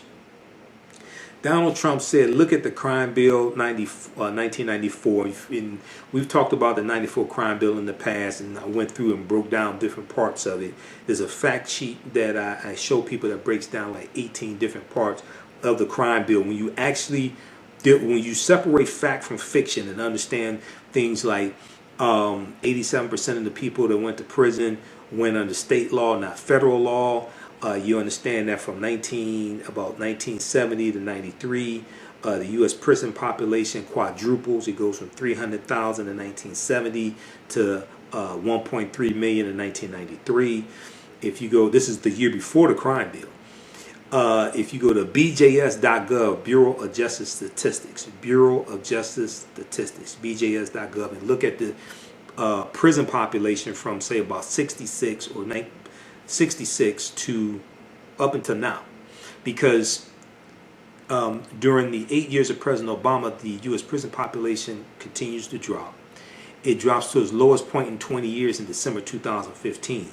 According to the Department of Justice report that came out in December 2016, that was cited by Newsweek.com in their article dealing with how the U.S. prison population dropped to its lowest point in 20 years in December 2015. The U.S. prison population dropped to 1.53 million. Okay, it was at a peak of about 2.3 million in about 2008. Okay, so a lot of this stuff one of the most important things, and I've done lectures dealing with the history of the war on drugs, starting with Richard Nixon's war on drugs. He declared June 17, 1971, and looking at the increase in the changing of the laws, looking at the increase in the prison population, changing of the laws, things like this. One of the things people don't make the distinction between is federal law and state law. Okay. And then I have a number of articles dealing with the crime bill. There were things that were good in the crime bill, like the assault rifle ban, the Violence Against Women Act. You had things like part of the crime bill was the Department of Justice had the power to investigate the patterns and practices of police departments, okay, and enter into consent decrees with police departments. And there's a process that they go through if a police department is so corrupt that it just has to be abolished. Okay, there's a whole process for that. That's part of the crime bill. A lot of people don't know that. The other bad things are a part of it. For instance, the dealing with the death penalty, expanding the number of federal crimes that were punishable by the death penalty. You had $9.8 billion set aside for states, and it dealt with the truth in sentencing law, where you had to serve 85% of your prison sentence before you could be released. Okay, and so the states to tap into this money, they had to agree to have prisoners serve 85% of their prison sentence. Okay, 28 states out of 50 took advantage of that. It wasn't all 50 states. 28 states out of 50 and the District of Columbia. The Brennan Center for Justice has research dealing with this. Okay, so when you actually look at it, when you actually study it, and then deal with, okay, violent crime peaks in 92, starts leveling off in 94. After the crime bill, you see a decrease in violent crime. Some people say, well, hey, it was going to fall anyway. Other people attribute it. Some of the fall did have to do with regulations and things like that in the crime bill. Some of it had to do with the fact that it was falling as well. Okay, in general. So, I mean, there were good and bad things in the 94 crime. I've dealt with this before and went through and we look at things specifically. But when you look at the prison population and criminal justice, you can't look at it in 1 year. You have to look at it as a continuum, because it's part of a continuum. The U.S. prison population quadruples from 1970 to 93. Okay. And that starts under Richard Nixon. Richard Nixon declares his war on drugs June 17, 1971, because Nixon ran in 68 on the platform of law and order. And law and order means basically protect white people and lock up African Americans. That's basically what law and order means, okay? And I think the lecture that I did dealing with Richard Nixon's war on drugs, we're going to re-air that here on the African History Network, because I have a lot of information dealing with that. But you have to go back to Nixon's war on drugs, and then Ronald Reagan's war on drugs in 1982. And when you look at this, you have to look at this as a continuum. Go back to 66 and 67 because of the rebellions that were taking place in this country. And understand that Richard Nixon, running for president in 1968 on the platform of law and order, Nixon is a backlash to the Black Power movement, backlash to the Black Panther Party for self-defense, backlash to the Civil Rights movement, largely affirmative action. He's a backlash to the rebellions that are taking place all across the country, the quote-unquote riots. He's a backlash to all that. Okay, so he's cracking down with law and order, which is what Trump is doing. This is a throwback to Nixon. Trump did this in 2016, okay? And now he's saying, oh, they're going to come and there's going to be low-income housing in your suburbs, and black people are coming to your suburbs. Cory Booker is going to be your neighbor, things like this, and there goes the neighborhood. All right? So he's running a Richard Nixon campaign as well, except this time he's the incumbent. 68, Nixon was not the incumbent because President Lyndon Johnson, did not run for another term. So Nixon in 68 was not the incumbent. Here, Trump is the incumbent. Okay, it's not going to work this time. Okay, people are looking at what's going on. Everything Trump is saying is going to happen under the Biden administration is happening right now under the Trump administration. So, Al-Cubalan's lifestyle attitude is servitude. They focus on providing you quality products and customer service. They're here to fulfill your African men's and women's clothing, accessories, health and beauty products, essential oils and fragrances, hair care products, and much, much more. Check out their collection of clothing and products for African kings and queens. Visit their website, alkebulanlife.com, ALKEBULAN, alkebulanlife.com. They look forward to serving you. Yaya Rule is a line of African print-inspired apparel catered to the black community. The pieces include t-shirts, sweatshirts, hoodies, jackets, dresses, skirts, activewear, bags, and other accessories and home decor. This brand offers a revived way for men and women to wear their black pride and honor their African heritage anywhere at any time. This apparel line is for anyone, whether you are working in the corporate world, are an entrepreneur, or an artist. Their selection will allow you to casually let your pride shine or dress it up as wanted. It is for those who have already embraced African fabrics and for those who are just getting introduced to them. Reclaim and experience a part of our culture with rich and colorful African prints. The clothing line and the accessories are available right now starting at $17.99. For more information on the new items and accessories, visit yayarule.com. all right. Somebody said they both acted like children. No, they didn't both act like children the entire time. What happened was Trump was acting like a bully. So you have to engage somewhat with the bully. But if you notice, Biden, a lot of times Biden is talking directly to the camera. He's talking directly to the American people watching. All right. The problem was you only had one moderator. You needed more than one moderator to deal with Trump. You can't. The next two, if they're actually going to have two more, then they're scheduled for two more debates. If they actually go through with two more debates, you can't just have one moderator. You got to have 3 or 4. Okay. Is it? But I said, hey, what's up? I said, Isis, how you doing? She said Biden could have get away. No, Biden got in a lot of information, but he didn't. See, I think it's an African proverb, never argue with a fool, because if someone comes along and sees the two of you arguing, they won't know which one is the fool. Okay? So Trump wanted to be in his alternate universe, so Biden just started focusing on the camera and said, "Look, he doesn't care about. He doesn't care." He said, "Look, he doesn't care about the people who died." He said, "Look, this is about you. This is about your family." All right, so Trump doesn't want the truth to get out. All right, so let's look at a little more fact checking here. Okay, fact check. Did Biden call black Americans super predators?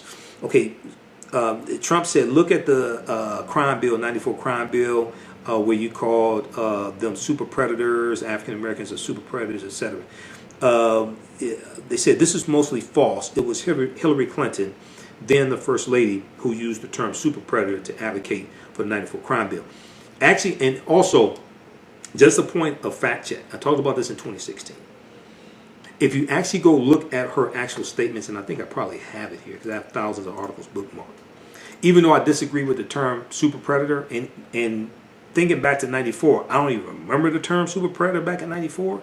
I was like, I left college in 95, graduated in 94, did some postgraduate work in 95. So 94, I don't remember the term super predator, but when, just for the point of fact check here, when Hillary Clinton used the term super predator, if you actually go look at the statement she made, it was in 1996 that she said this.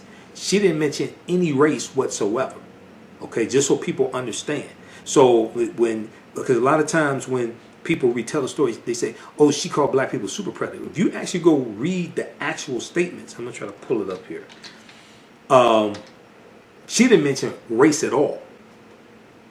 Okay, because originally the term super predator was a term that was not indicative of race, but it became associated with African Americans. Just so people understand this, all right? Let's go to here, politifact.com. Now, that's not a term I use. Thinking back to 94, I don't even remember the term in 94, all right? But just for the sake of accuracy here, I'm going to post this here. This is on politifact.com, this fact check.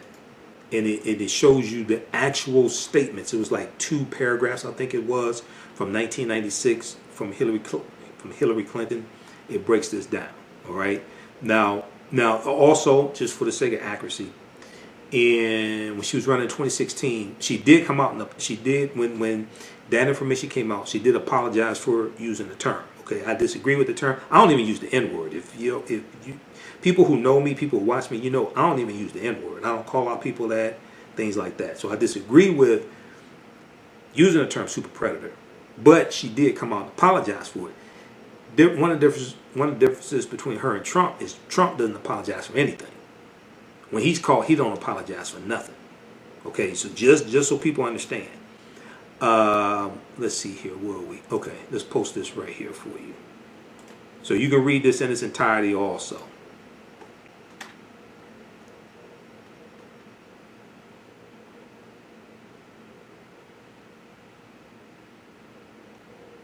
All right. What's up, Raheem? You all right? Okay, so we got that.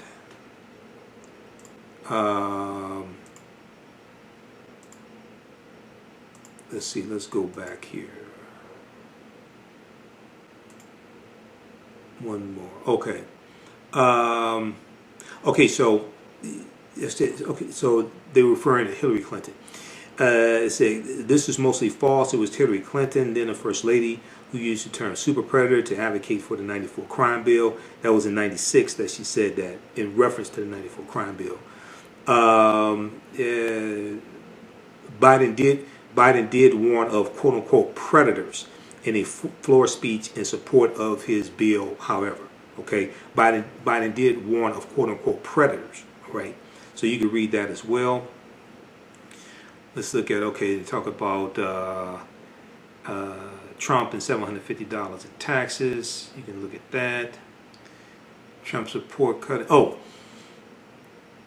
Does Trump support cutting police funding? Okay, his budget calls for a $400 million cut in local law enforcement assistance, Biden said Tuesday night, reiterating his own opposition to defunding the police. okay? Because Biden is against defunding the police.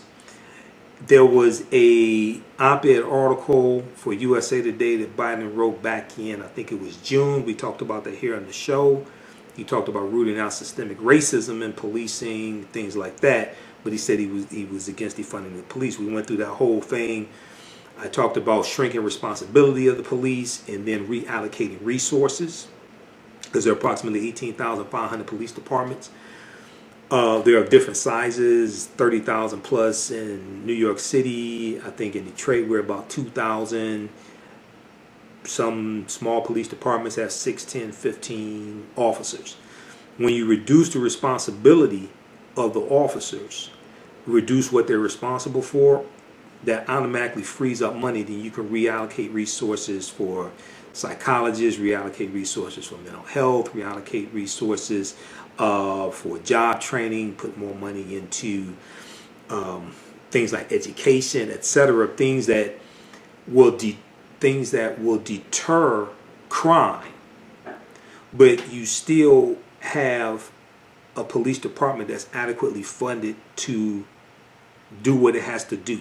Okay, but if you reduce what they are responsible for and reallocate those resources, things like mental health. So if you have somebody who's homeless and they're acting irate, a lot of times somebody with a gun doesn't have to show up. They need mental health.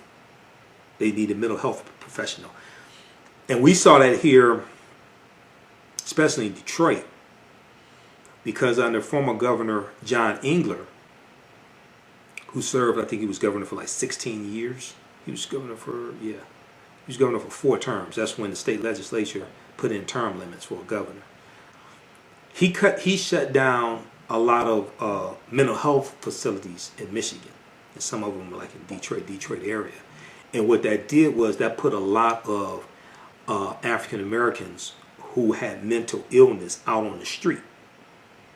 All right, which causes a whole nother problem. But a lot of times you have people who are mentally ill and they may be irate, they may curse, they scream like that, but they're not a threat to anybody except themselves. They don't need somebody showing up with a gun.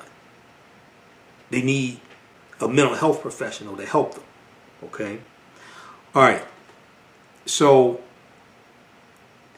they're referring to Trump. His budget, Biden said of Trump, his budget calls for a $400 million cut in local law enforcement assistance.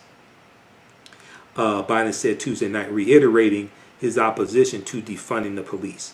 This is mostly true, though Biden actually undercounts the proposed cuts. While Trump has opposed calls from some Democrats to reduce police funding in response to the death of George Floyd and other African Americans over the summer, the Trump administration's budget proposal does indeed call for big cuts for several police programs. Trump's budget, the Trump administration budget proposal does indeed call for big cuts for several police programs. In the Justice Department's budget plan for fiscal year 2021, the Trump administration requested $1.51 billion for over 50 programs funding state and local law enforcement. That number cuts about $515 million from previous fiscal years, in part by slashing budgets from a number of Obama-era programs, including initiatives that provided body cameras for police officers. Okay?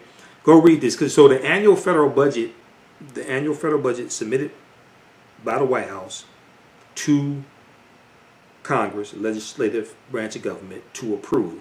Annual federal budget is about $5 trillion, and it increases each year. All right. So this is what this is talking about. We'll post this link here. This was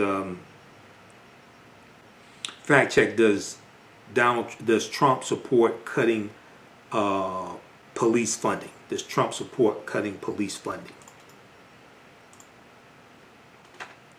All right. let me give you a couple more articles to read.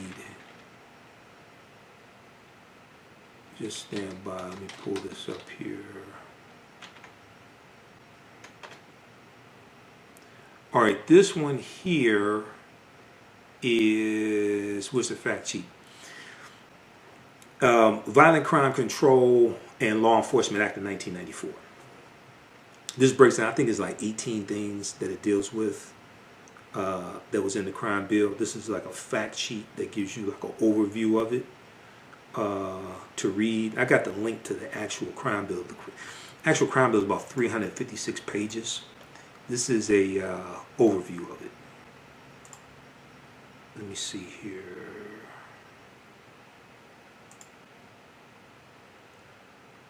Okay, where is, just a second, where are we broadcasting? Okay, here we go. This is from, what is that? ncjrs.gov. National, what is that? Information call, I forgot which agency this is. U.S. Department of Justice. Okay, but check that out. Then you can read this. I'm just giving you a few of these articles. I have a ton of them. There's another one here.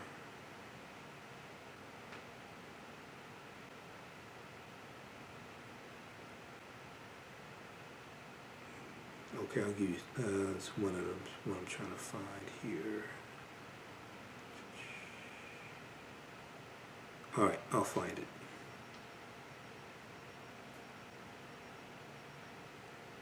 Okay, let's continue. I'm going to do a couple more fact checks here. How's everybody doing? So I don't know what's going to happen at the next debate. I really don't. Be sure to listen to our Sunday night show, and we'll post. I'm going through editing the shows because we'll post, because I went through and broke down Biden's plan to empower Black America, the 22-page agenda, and I dealt with one segment each week. It's broken into 6 parts, so you can go back and watch that, read that in its entirety also. Then also be sure to read Donald Trump's anti-Black agenda as well. I mean, his entire, you can look at his past 3.5 years, but look at his entire policy platform. Okay.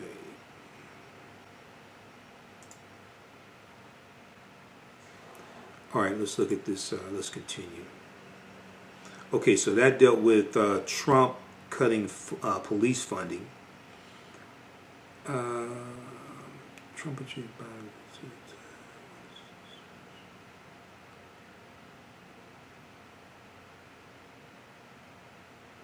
Trump balks at denouncing white supremacy. In another heated exchange, Trump declined to denounce the far right and white supremacists, and told the Proud Boys, a violent far right group, to quote stand back and stand by, end quote, whatever that means, stand back and stand by. Trump instead tries to pivot to Antifa being a more serious problem. Biden points out that the FBI has said that the far right is the biggest threat to the U.S. in terms of domestic violence. His FBI Director Christopher Wray said that earlier this month. He said that Antifa is an ideology, not a group. Antifa is an ideology, not a group. Let me see. I think I pulled up, I was looking for this article here from, the ones so far from NBC News are better than Washington Post. I'm going to go back over to Washington Post for a minute here and see what they've updated.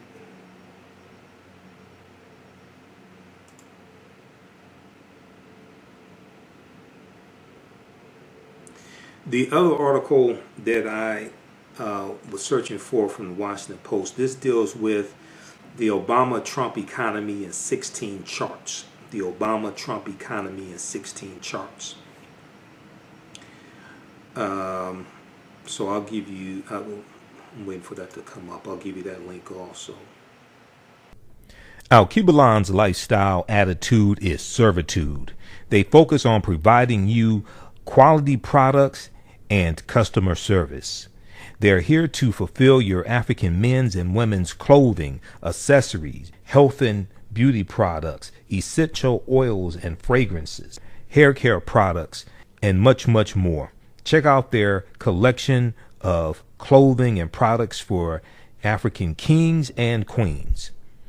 Visit their website, alkebulanlife.com, ALKEBULAN, alkebulanlife.com. They look forward to serving you. The revolution will not be televised. It will be digitized, coded, and branded. Don't let your young person get left behind.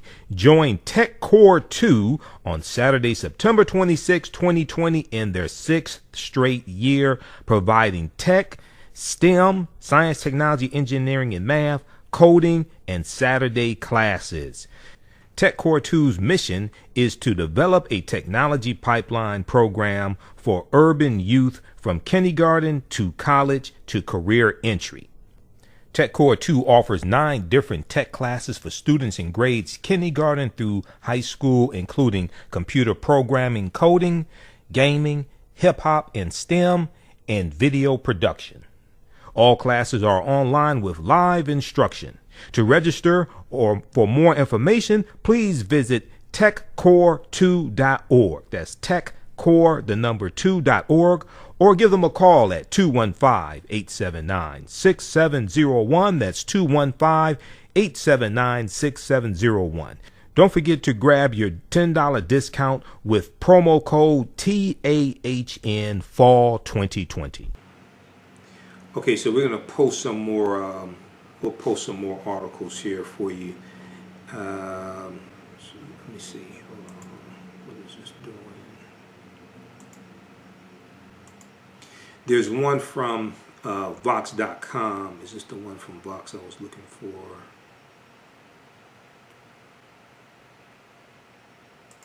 Let's see. There's one from Vox.com as well.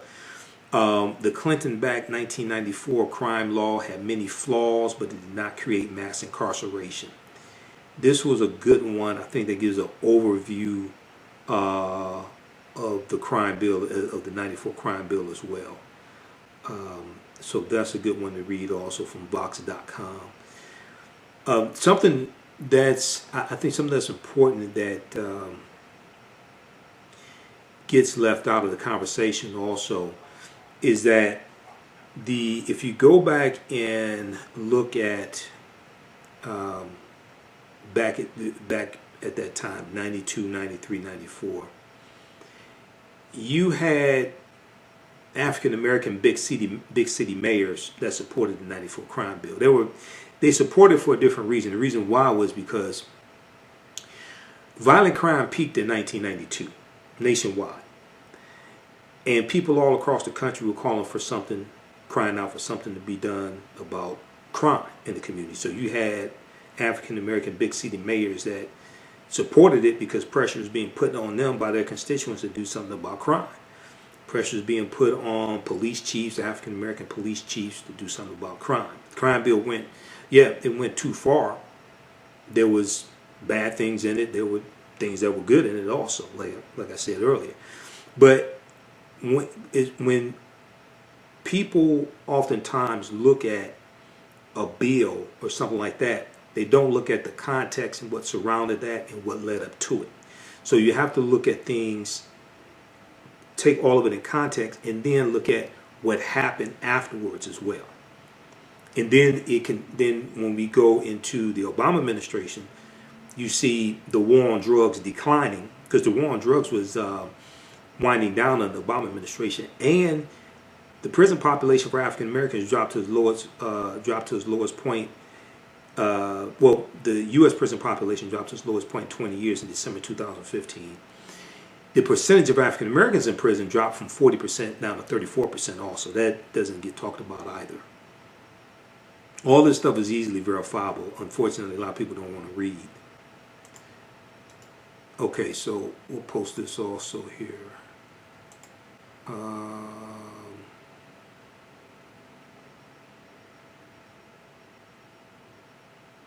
So for some reason, this is freezing up on me.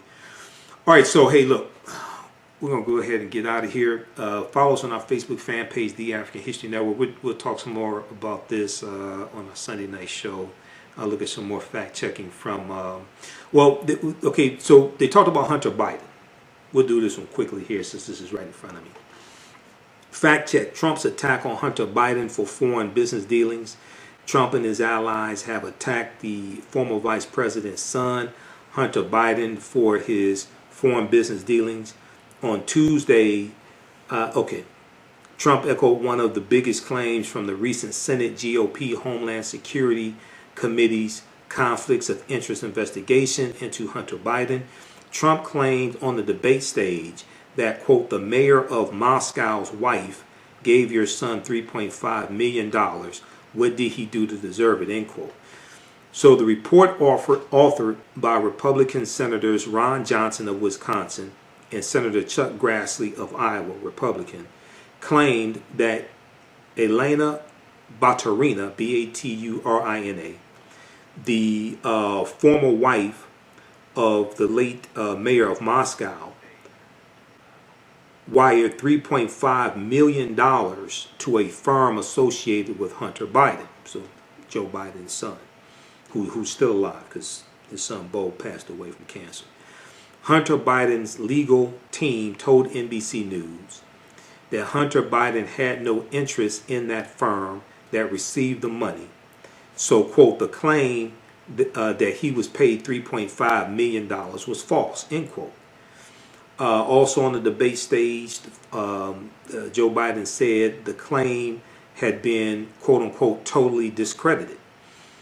The U.S. Senate GOP-led conflicts of interest report largely resurfaced outstanding allegations, specifically as to Hunter Biden's role on the board of a Ukrainian energy company, as well as what the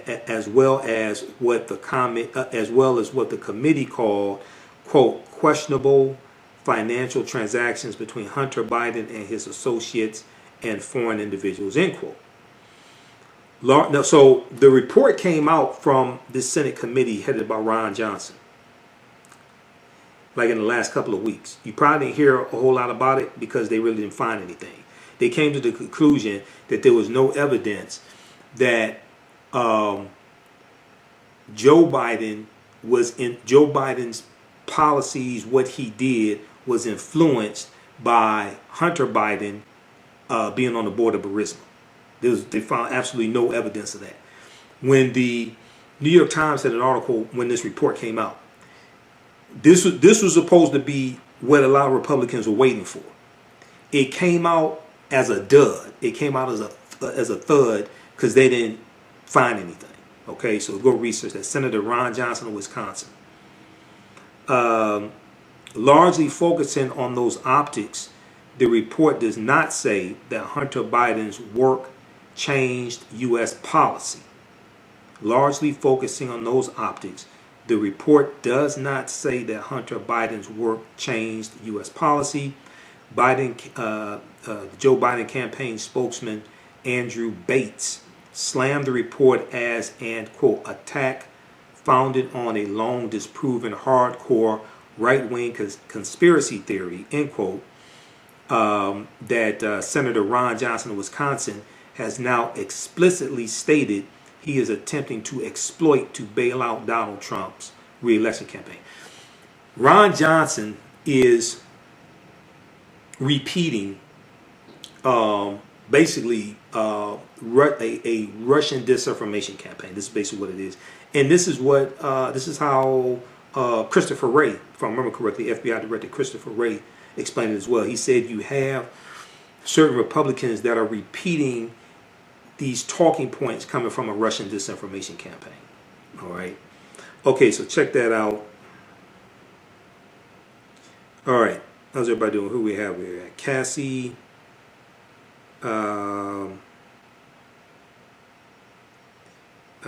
Shelly. Can y'all still hear me? Should be able to.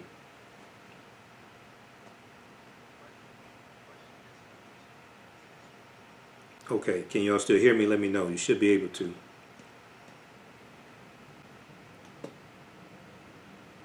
Okay, Connie, Monique,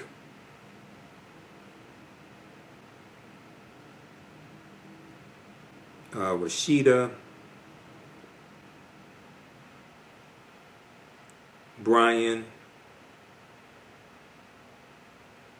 Shirley, Don. Okay, how's it? All right, Linda. Can y'all hear me okay?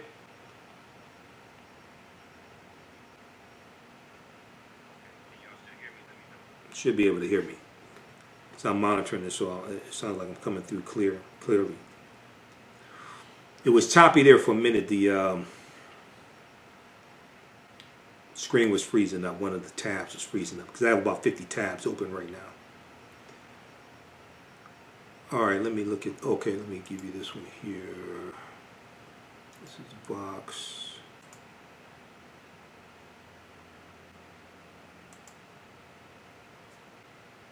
Okay, audio's good now. Yeah, it was dragging for some reason.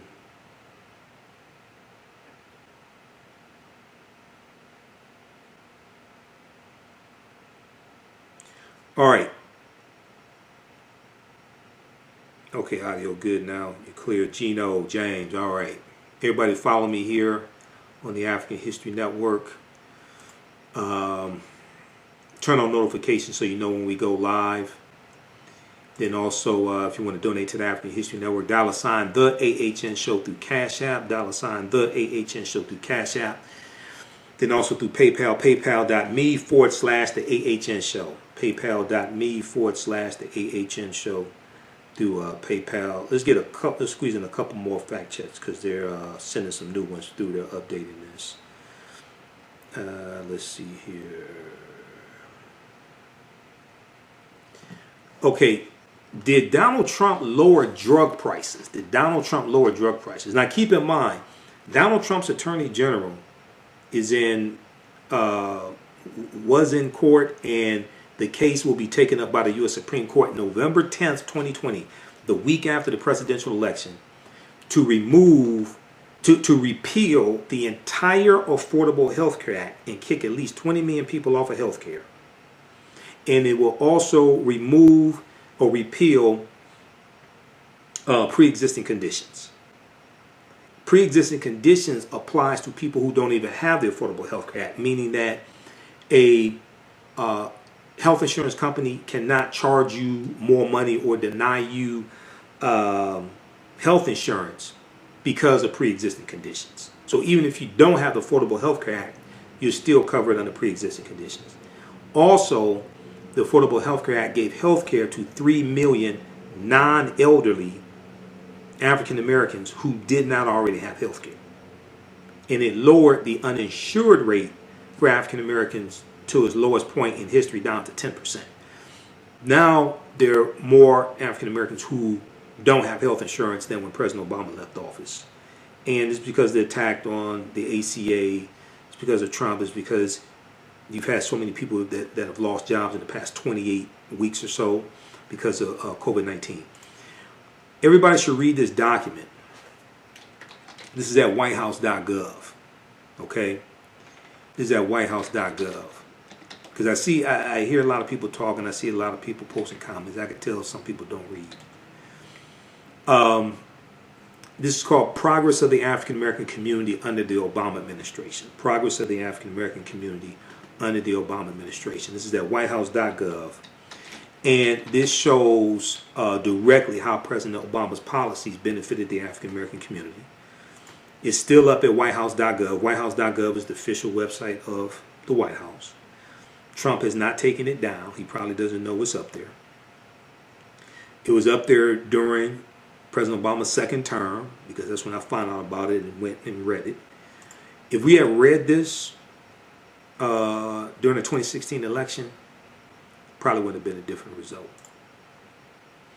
When you hear me talk about principles of political self-defense, we unfortunately, many of us don't understand the concept of protecting gains that were made. How do you protect gains that were made if you're under the misconception that no gains were made? Because there's always people trying to take away from you what you have. So we have to understand political self-defense. We have to understand how to identify those threats and people who are trying to take away policies and laws that are beneficial to us. We have to understand how to identify that. All right, so let's continue here. So we have that, and then do like one more. Okay, we just try to squeeze in like one or two more quick ones here.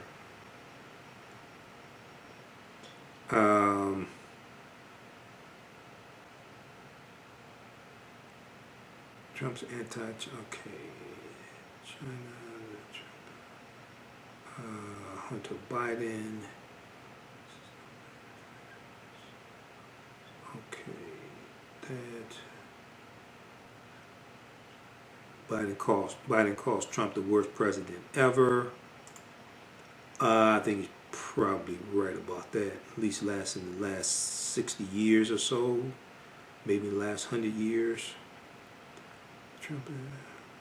I don't think Trump's worse than Andrew Jackson, but I think he's probably President Andrew Jackson and the Indian Removal Act of 1830 that kicked the Choctaw, Chickasaw, Creek, Cherokee, and Seminole Indians and black Indians off their land in southeastern United States and sent them over 1,000 miles on what's known as the Trail of Tears, and they all go out west into Oklahoma. So I don't think he's worse than Andrew Jackson, but I think he's probably right up there.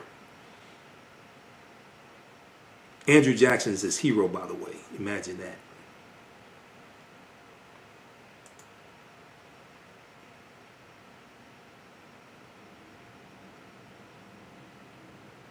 Okay, let's see here.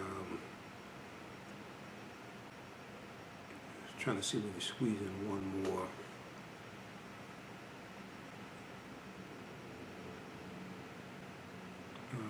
Okay, let's try to load more posts.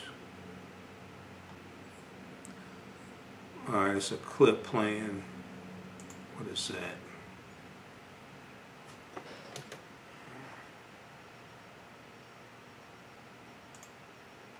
All right, just a second here. They got a clip trying to load up. All right. Okay, here. Okay, so they loaded. Okay, we got a couple more.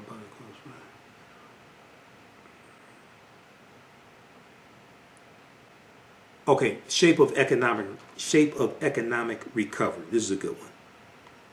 Shape of economic recovery. Now, Chris Wallace, who had the impossible task of trying to regulate this 2-year-old toddler, Chris Wallace said the economic recovery from the pandemic has been faster than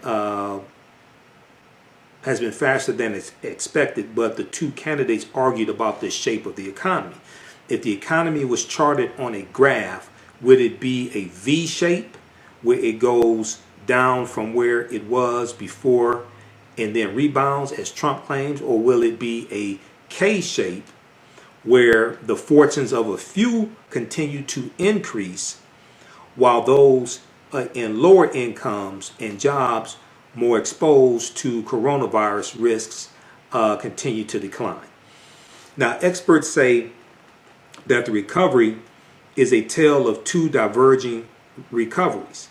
After soaring to Great Depression levels during pandemic lockdowns, unemployment has fallen to 8.4% in the most recent report. Now, some people stop looking for jobs also. You got to go to BLS.gov, Bureau of Labor Statistics, and read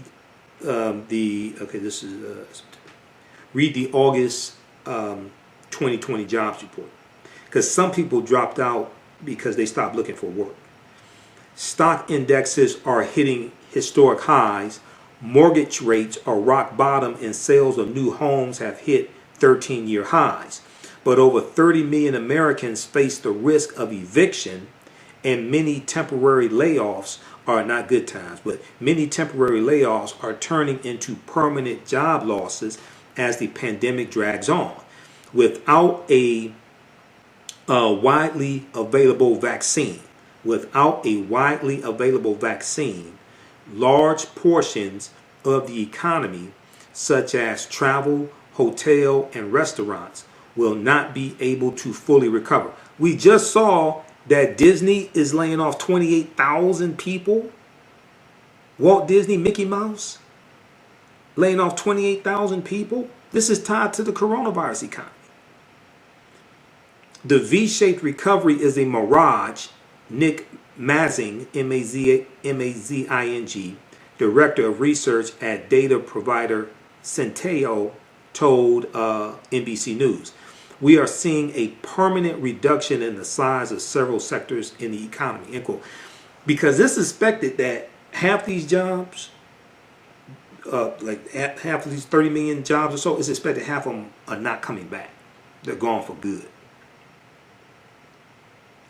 All right, let's see here.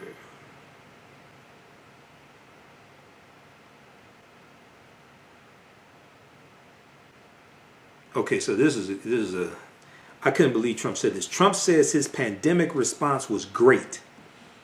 The U.S. leads in cases and deaths. So 1 million deaths nationwide, 1 million deaths worldwide. The U.S. is about 4 or 5% of the world population. The U.S. makes up 20% of the deaths in the world, 20% of the 1 million deaths. Trump boasted about his pandemic response. He said, we've done a great job. This is false according to all available metrics. This is false according to all available metrics. The U.S. is still struggling badly with the COVID-19 pandemic. The U.S. has more cases than any country with more than 7 million cases, okay? And more deaths than any country, recently surpassing 200,000. The U.S. has an uncontrolled outbreak, reporting just shy of 37 new COVID-19 cases this past Monday. For comparison, far smaller countries like Italy, Germany, and Japan are reporting between a few hundred and 3,000 new cases. Okay, for comparison, far smaller countries like Italy, Germany, and Japan are reporting between a few hundred and 3,000 new cases. Other countries are struggling. They talk about India, Brazil, okay. As of Tuesday, September 29th, the U.S. has the 5th highest number of deaths per 100,000 people in the world, according to Johns Hopkins. Okay, so they go through and break this stuff down. So he's just lying. No, the response has not been great at all. It's been horrific, and there still is not a national plan to reopen the economy, to make conditions safe for children to return to school. There's still not a national plan.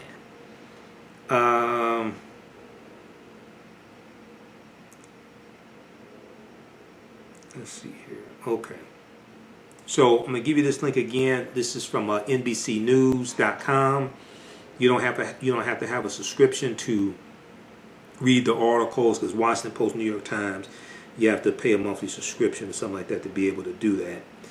I felt like jumping through the TV and punching him in the throat myself. Yeah. Is that there going to be a lot of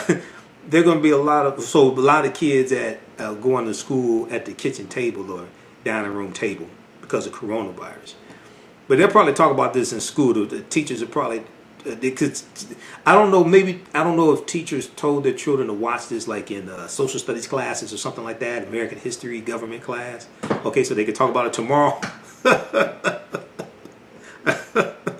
But that's going to be an interesting discussion in school, how this fool acted. Okay, fact check. How many people are there in the U.S. with pre-existing conditions?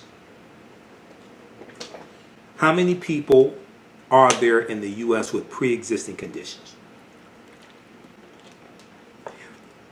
So Trump and Biden came out the gate with conflicting statements over how many people in the U.S. have pre-existing conditions. Biden said there are 100 million people with pre-existing conditions, and that they would lose their health care coverage should the Affordable Care Act be eliminated. Trump insisted Biden's number was wrong. Studies on the topic show a range that would technically make both men correct. The Kaiser Family Foundation estimated in 2018 that at least 53.8 million adults under at least 53.8 million adults had a pre-existing condition that would make them unable to buy health insurance. Another study conducted by Avalier, a healthcare consulting firm, Avalier, estimated that 102 million Americans had a pre-existing condition that would make them unable to buy health insurance. A 2017 study from the Department of Health and Human Services estimated that about 133 million people had a pre-existing condition that would make them unable to buy health insurance. Now, Health and Human Services, that's a government department. Director of Health and Human Services, that's Alex Azar. He reports to Donald Trump.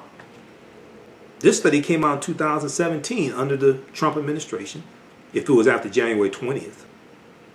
That's Inauguration Day. 133 million people, according to a study from the Department of Health and Human Services, have pre-existing conditions. All right, so, okay, some of this is nonsense.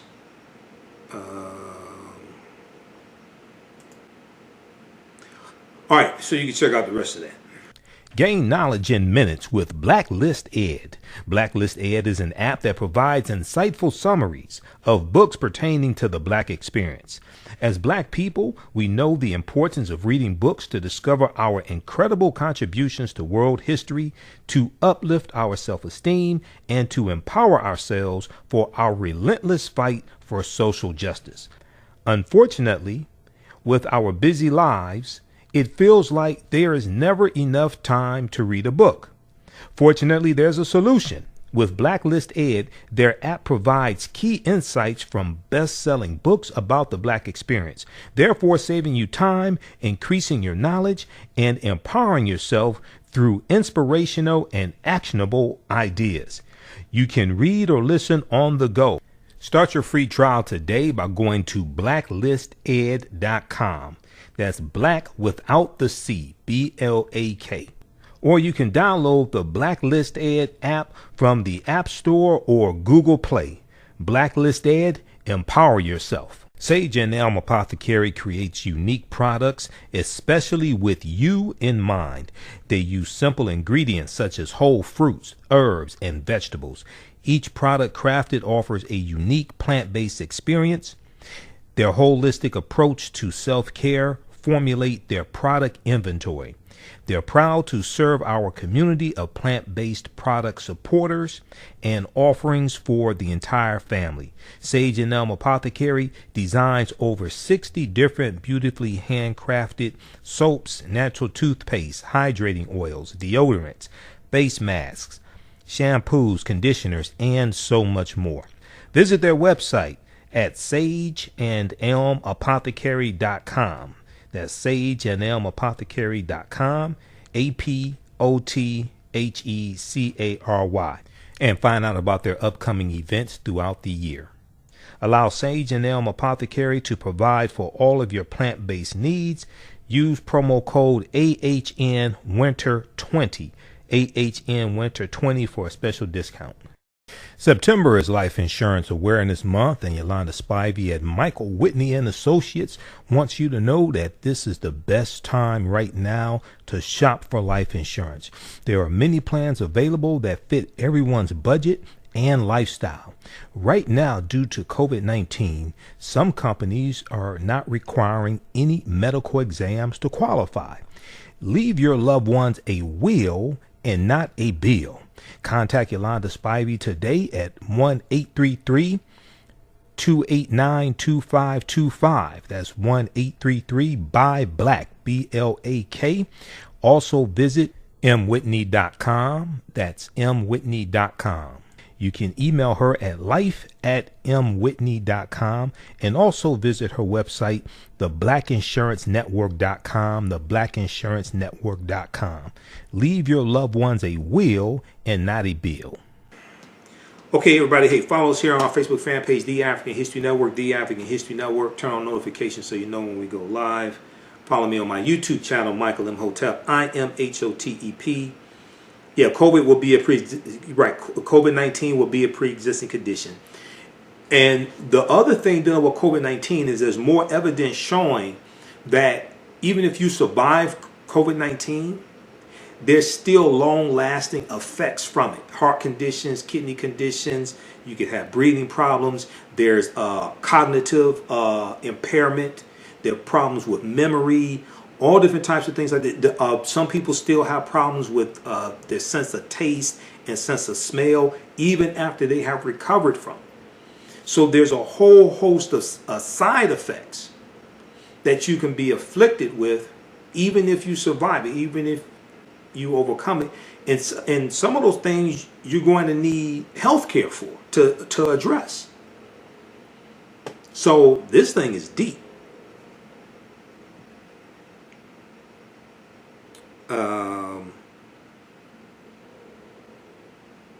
Okay. All right, so read the articles that I gave you. We're going to give you some more also. Read those articles here. This helps to really educate you on a lot of these topics, things like that. Deal with a lot of this history. And read the articles that we have here on our Facebook fan page, The African History Network, The African History Network. I'm the founder of the African History Network. I'm the admin of the fan page. I created all this. I'm a radio talk show host, researcher, lecturer, writer, and historian. Listen to the African History Network show Sundays, 9 p.m. to 11 p.m. Eastern Standard Time, right here on the African History Network fan page and YouTube. Follow me on Instagram at Michael Imhotep, IMHOTEP on Instagram, and The AHN Show on Twitter. The AHN Show on Twitter. And we also broadcast on 9:10 a.m. the Superstation WFDF in Detroit as well. Sundays 9 p.m. to 11 p.m. Eastern Standard Time. All of my DVD lectures are available at our website, AfricanHistoryNetwork.com. AfricanHistoryNetwork.com. Digital downloads, articles that I've written, you can read there as well. And we have over 1,000 audio podcasts at our website, AfricanHistoryNetwork.com as well. Okay. All right. Let's see here. Let's look at some of the comments. Got Maisha, Conscious Coach Kathleen, how you doing? Gino, Fion, Perez values, okay. Trump made a big ass out of himself. He did. Because this is going to be a lot of parents that are going to tell their children, don't you ever in your life act like that, okay? He just lost like a whole lot of suburban women. Especially college-educated suburban women. He was already losing them, but he just lost a lot more. No, there was at least one African American federal judge. On Roland Martin's show, because Roland's a friend of mine. I used to guest host his nasty syndicated radio show. The Roland Martin show on radio. I used to guest host it a lot. But on his Roland Martin Unfiltered, this daily digital show, and we share that every day. Here's on Monday through Friday. Airs originally 6 p.m. Eastern Standard Time. But a day or so ago, he played an African-American pastor who talked about the federal judges and said none of the federal judges that Trump has passed has gotten confirmed African-American. That's not true. I know of at least one African-American female, and I'm not saying this in defense of Trump, I'm just stating facts, because she's from like the Detroit area, okay? So I posted that in the thread when the pastor said that, and the pastor may not know this. I think the pastor meant well. He said 198 judges. It's actually 216. We posted the article here from Newsweek.com. It's actually, is at the time of this article from September 18th, 2020, it was 216 federal judges. But let me see if I can find her name here. But yeah, it was at least one African American female who was confirmed. She was nominated by Trump.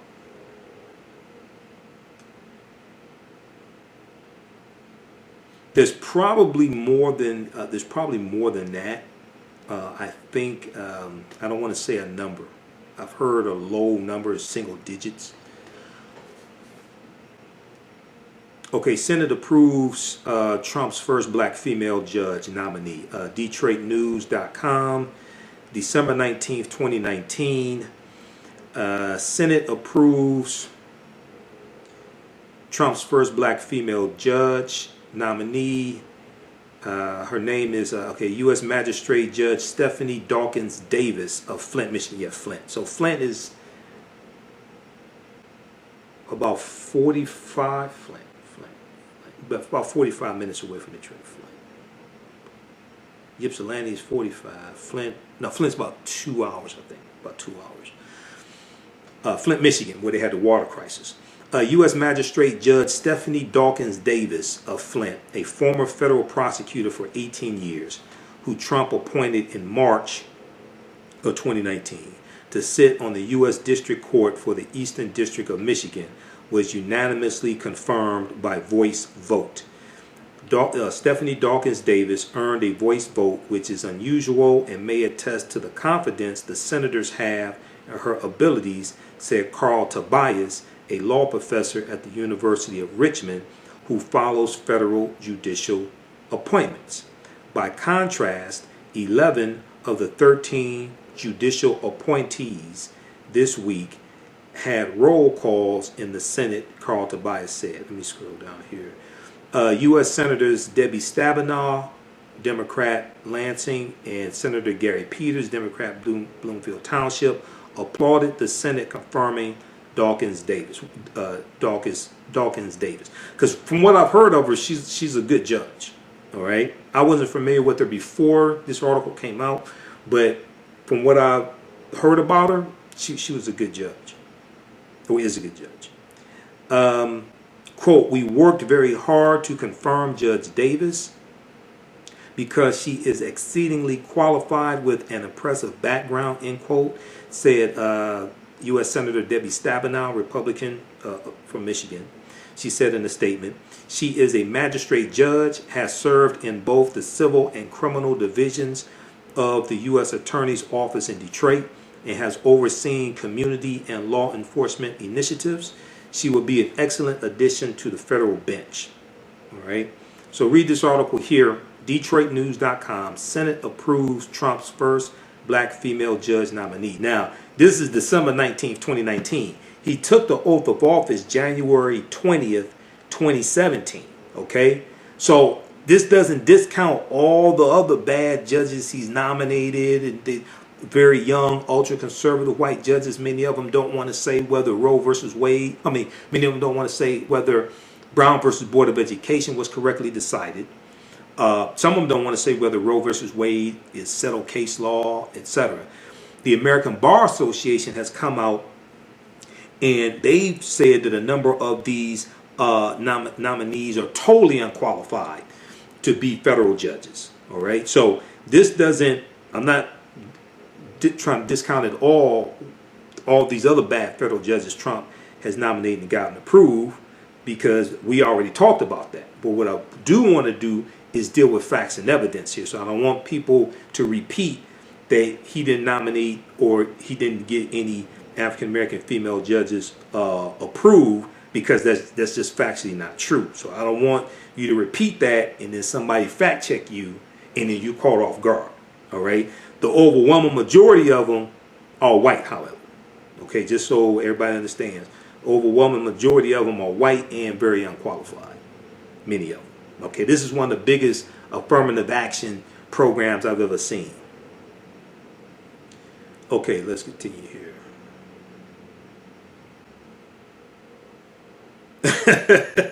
Did I get the idea? Wilma asked, did I get the idea that Trump was activating the KKK white supremacists by saying stand by? That could be a code. That's possible. It's because, see, remember, Trump sent these armed militias and armed men to state capitals, like the state capitol here in Michigan. He sent them there with these liberate Michigan, liberate this state, liberate that state rallies. He and sent them there. People protesting, open back up the state, open back up the state. They only did that in states that had Democratic governors, mind you, like state of Michigan, Governor Gretchen Whitmer. Okay, so yeah, there could be a dog whistle there. Yeah, that could be a dog whistle, definitely. All right, I was wondering about that because I was watching it live and I'm like, whoa, what did he just say? You know, if he said hootie hoo or something like that, then we know there's a dog whistle.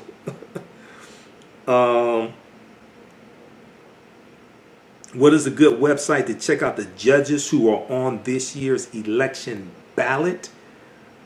You want to look at something local. You vote for judges locally. Okay, you vote for judges locally, 36th district. You vote for judges locally. So you want to look at something local. It may be, it could be like you may have a local. You may have a local African American law organization. You may have a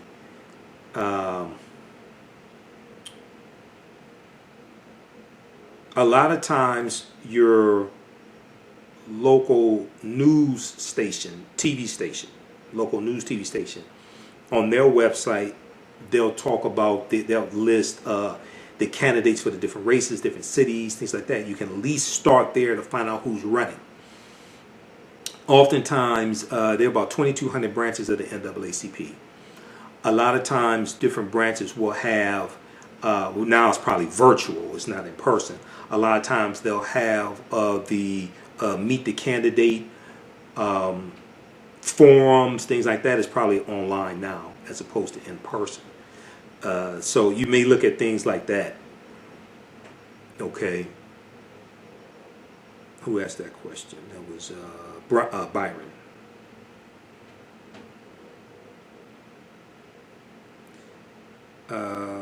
That's the other part. A lot of these judges being appointed by Trump. But see, people have to understand. So you remember Rashida asked this question, or made this statement. You may have come in. I don't know if you saw it from the beginning. The judges are, it said they're appointees, but they're nominated.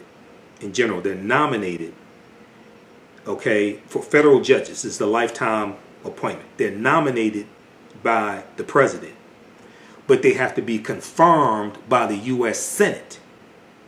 And the entire U.S. Senate, the 100 members, vote on the candidate, on the nominee. All right, so this is why in the beginning we dealt with how Senator Moscow Mitch McConnell, Republican of Kentucky, December 2019, he was interviewed by Sean Hannity on Fox News, and he bragged about blocking President Obama's nominees to the federal bench in the last 2 years. Okay, because Republicans took back control of the U.S. Senate in that November 2014 midterm election. And then they blocked. So on the debate tonight, presidential debate, Christopher Wallace talked about how there were 128 vacancies. Somebody said there were 128 vacancies on the federal bench when Trump came into office. Is because those President Obama's nominations were being blocked by author Melinda Merritt is the author of 2 books, Merit Magic and so Age of Aquarius, Spiritual why Republicans Reckoning. work so hard In to the control book the Merit Senate. Magic, this book is They'll about let the the House civil of rights Representatives movement go. of the They want to 1960s control the and how US her Senate family at all played a costs. very And important then if a role in this Republican movement. becomes It is about president, all of the civil rights then leaders if they such have as con- Dr. if Martin Luther Republicans King have control of Jr., the Senate, Reverend Jesse they can just Jackson, run through John all Lewis, these and many others of his unqualified nation Confederate, who came to her small Georgia town and started the movement that spread ultra across the conservative nation. judges, not This book Confederate tells judges. the wonderful story of 3 Unqualified, powerful women ultra who conservative did amazing judges, things and because they get them had confirmed in the inherited Senate, special gifts from and their Democrats African can have the House of ancestry Representatives. and used them to help the That's cause. why now neither Democrat nor These Republican, but I ancestral study gifts law, seem to politics, have and been history. forgotten absent at this stage Okay, in our that's why history. Democrats have to take back The control second of the book, Senate. Age of to Aquarius, block that Spiritual Reckoning, and put better discusses judges on the the federal bench and also relationship U.S. Supreme between Court. humans and the 10 spheres of the Tree of Life. Author Melinda Merritt was able to show some very interesting facts about the present and past presidents of the United States as it relates to what they did while in office. The current president is living up to the negative impact he has brought to this space. This book shows how astrology impacts people in ways that they may not be aware of. It discusses the change in the status of religion in this country, as we can easily see. There is a major change happening in that area. Visit the website merit-magic.com. That's merit-magic.com, MERRITT, and get both books for only $20.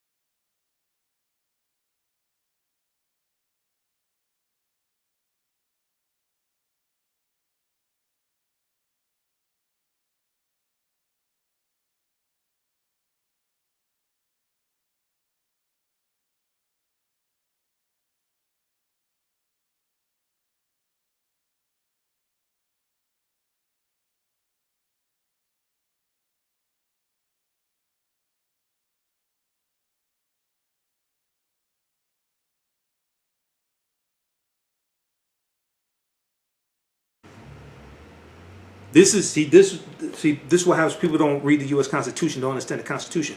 All this stuff comes from the Constitution.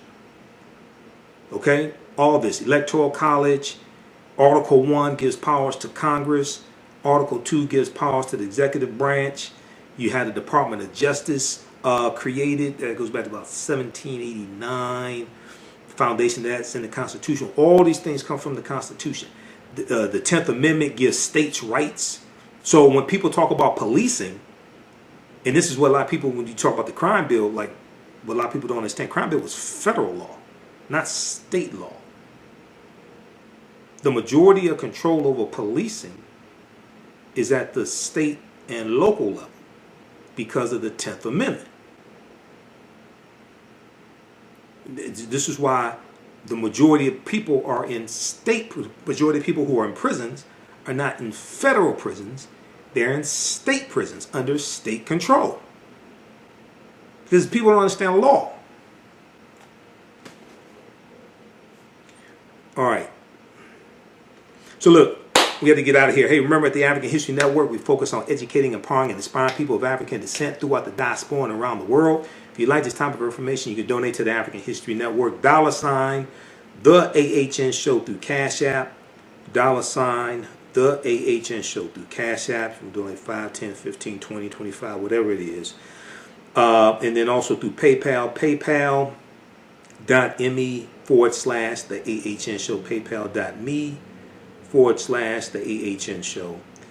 That helps us keep doing the research, stay on the air, etc. Finance our Sunday night show. If you want to advertise with the African History Network, email us at customerservice@africanhistorynetwork.com, customerservice@africanhistorynetwork.com. Okay, or at our website,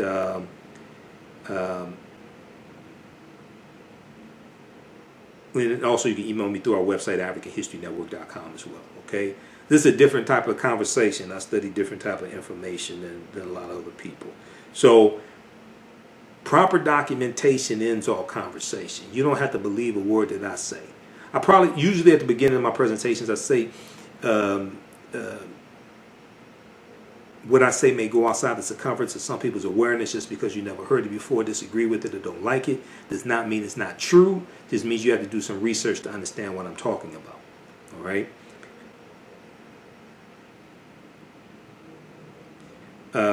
So people have to understand this. All right? You go, all these articles that I give you, go research this. Then come back and talk to me.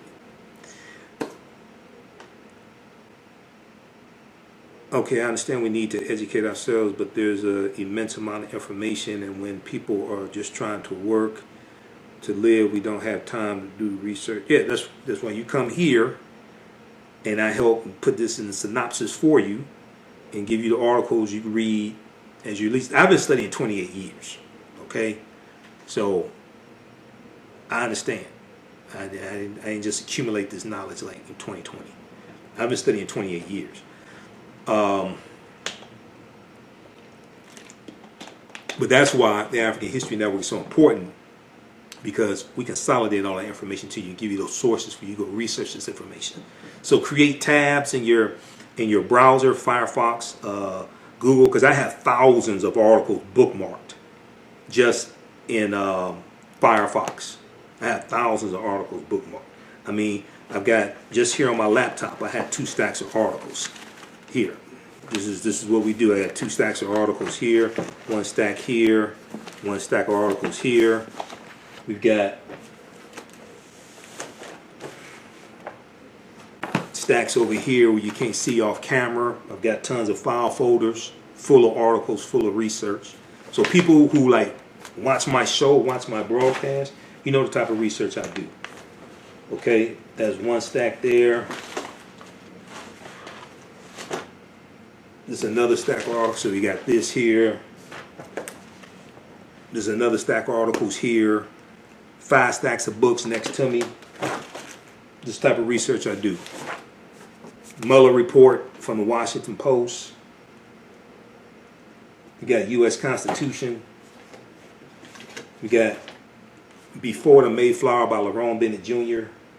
Right?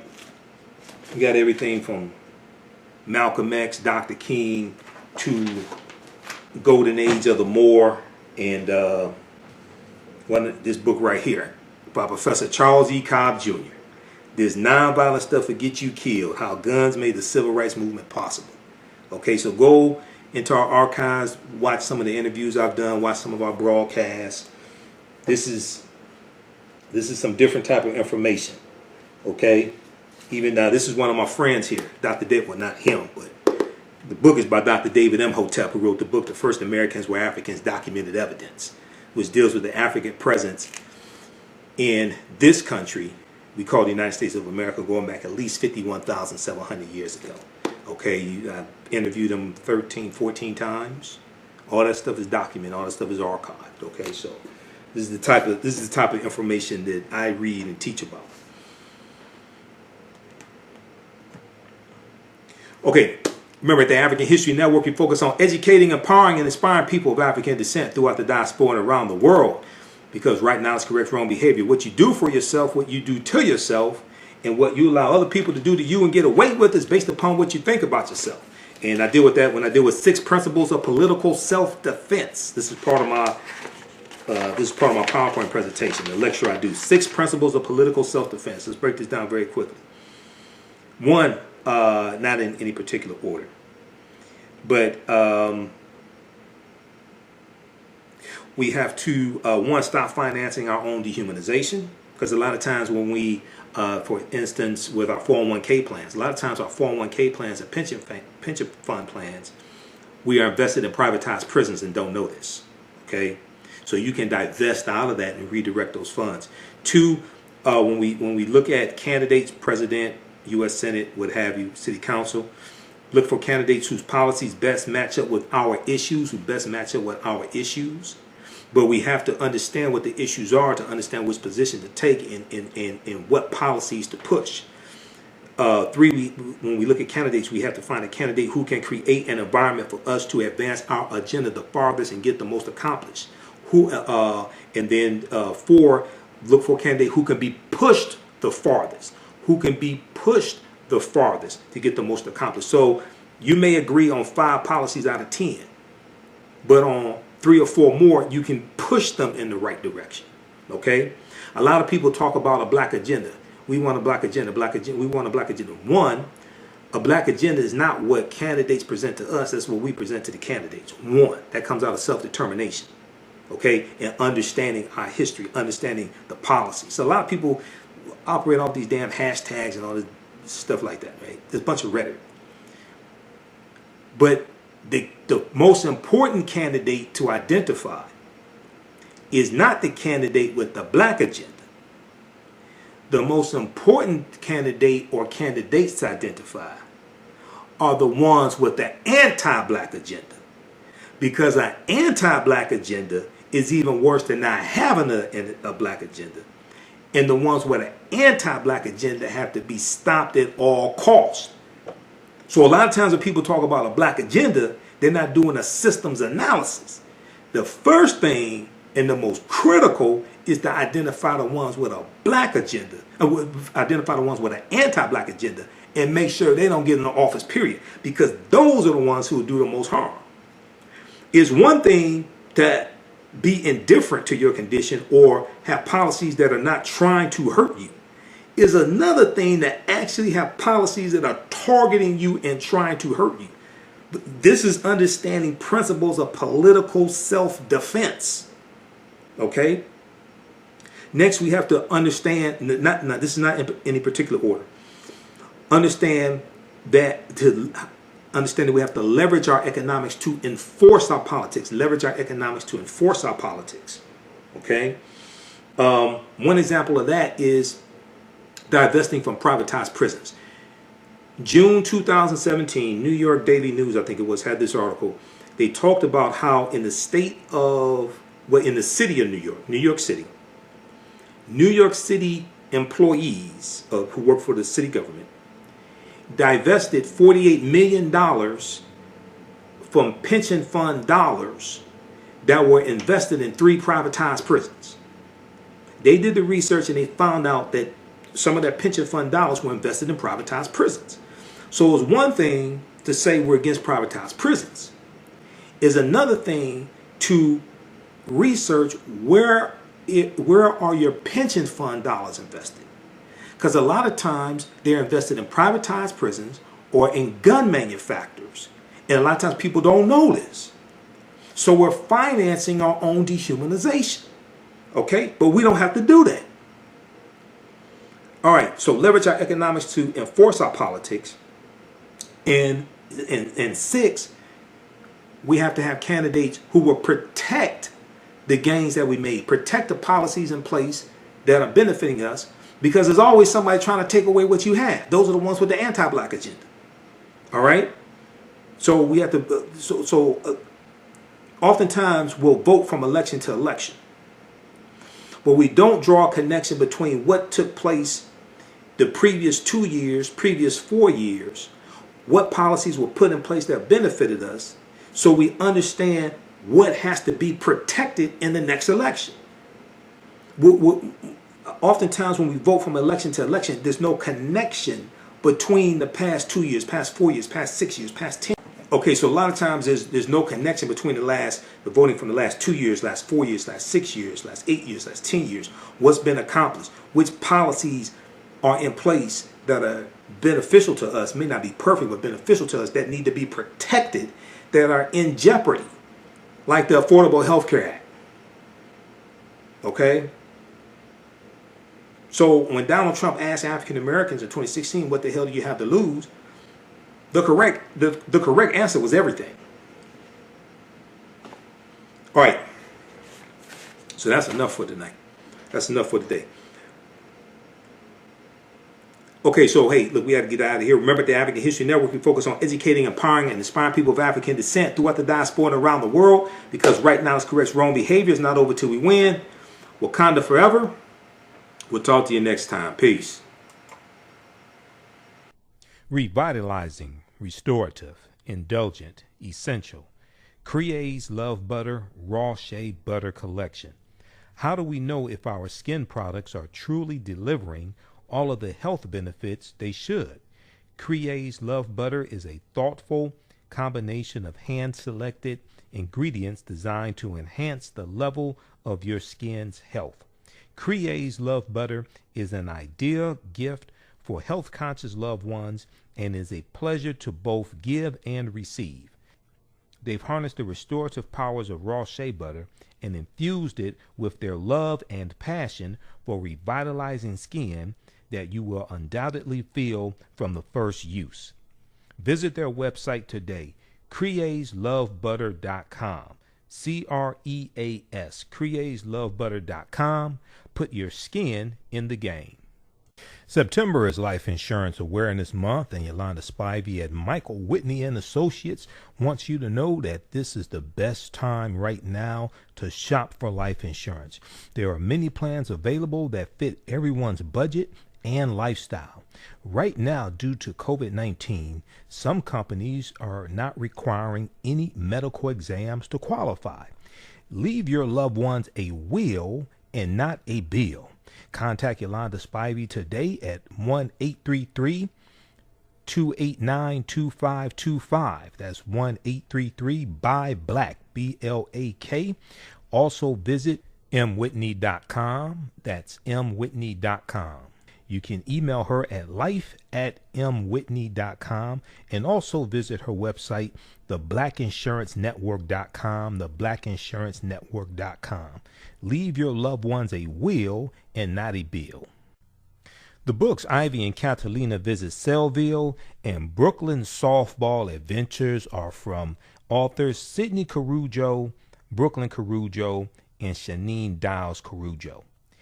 In Ivy and Catalina Visit Sellville, readers will join Ivy and Catalina as they tour the small town of Sellville with their grandparents to learn about the world of science.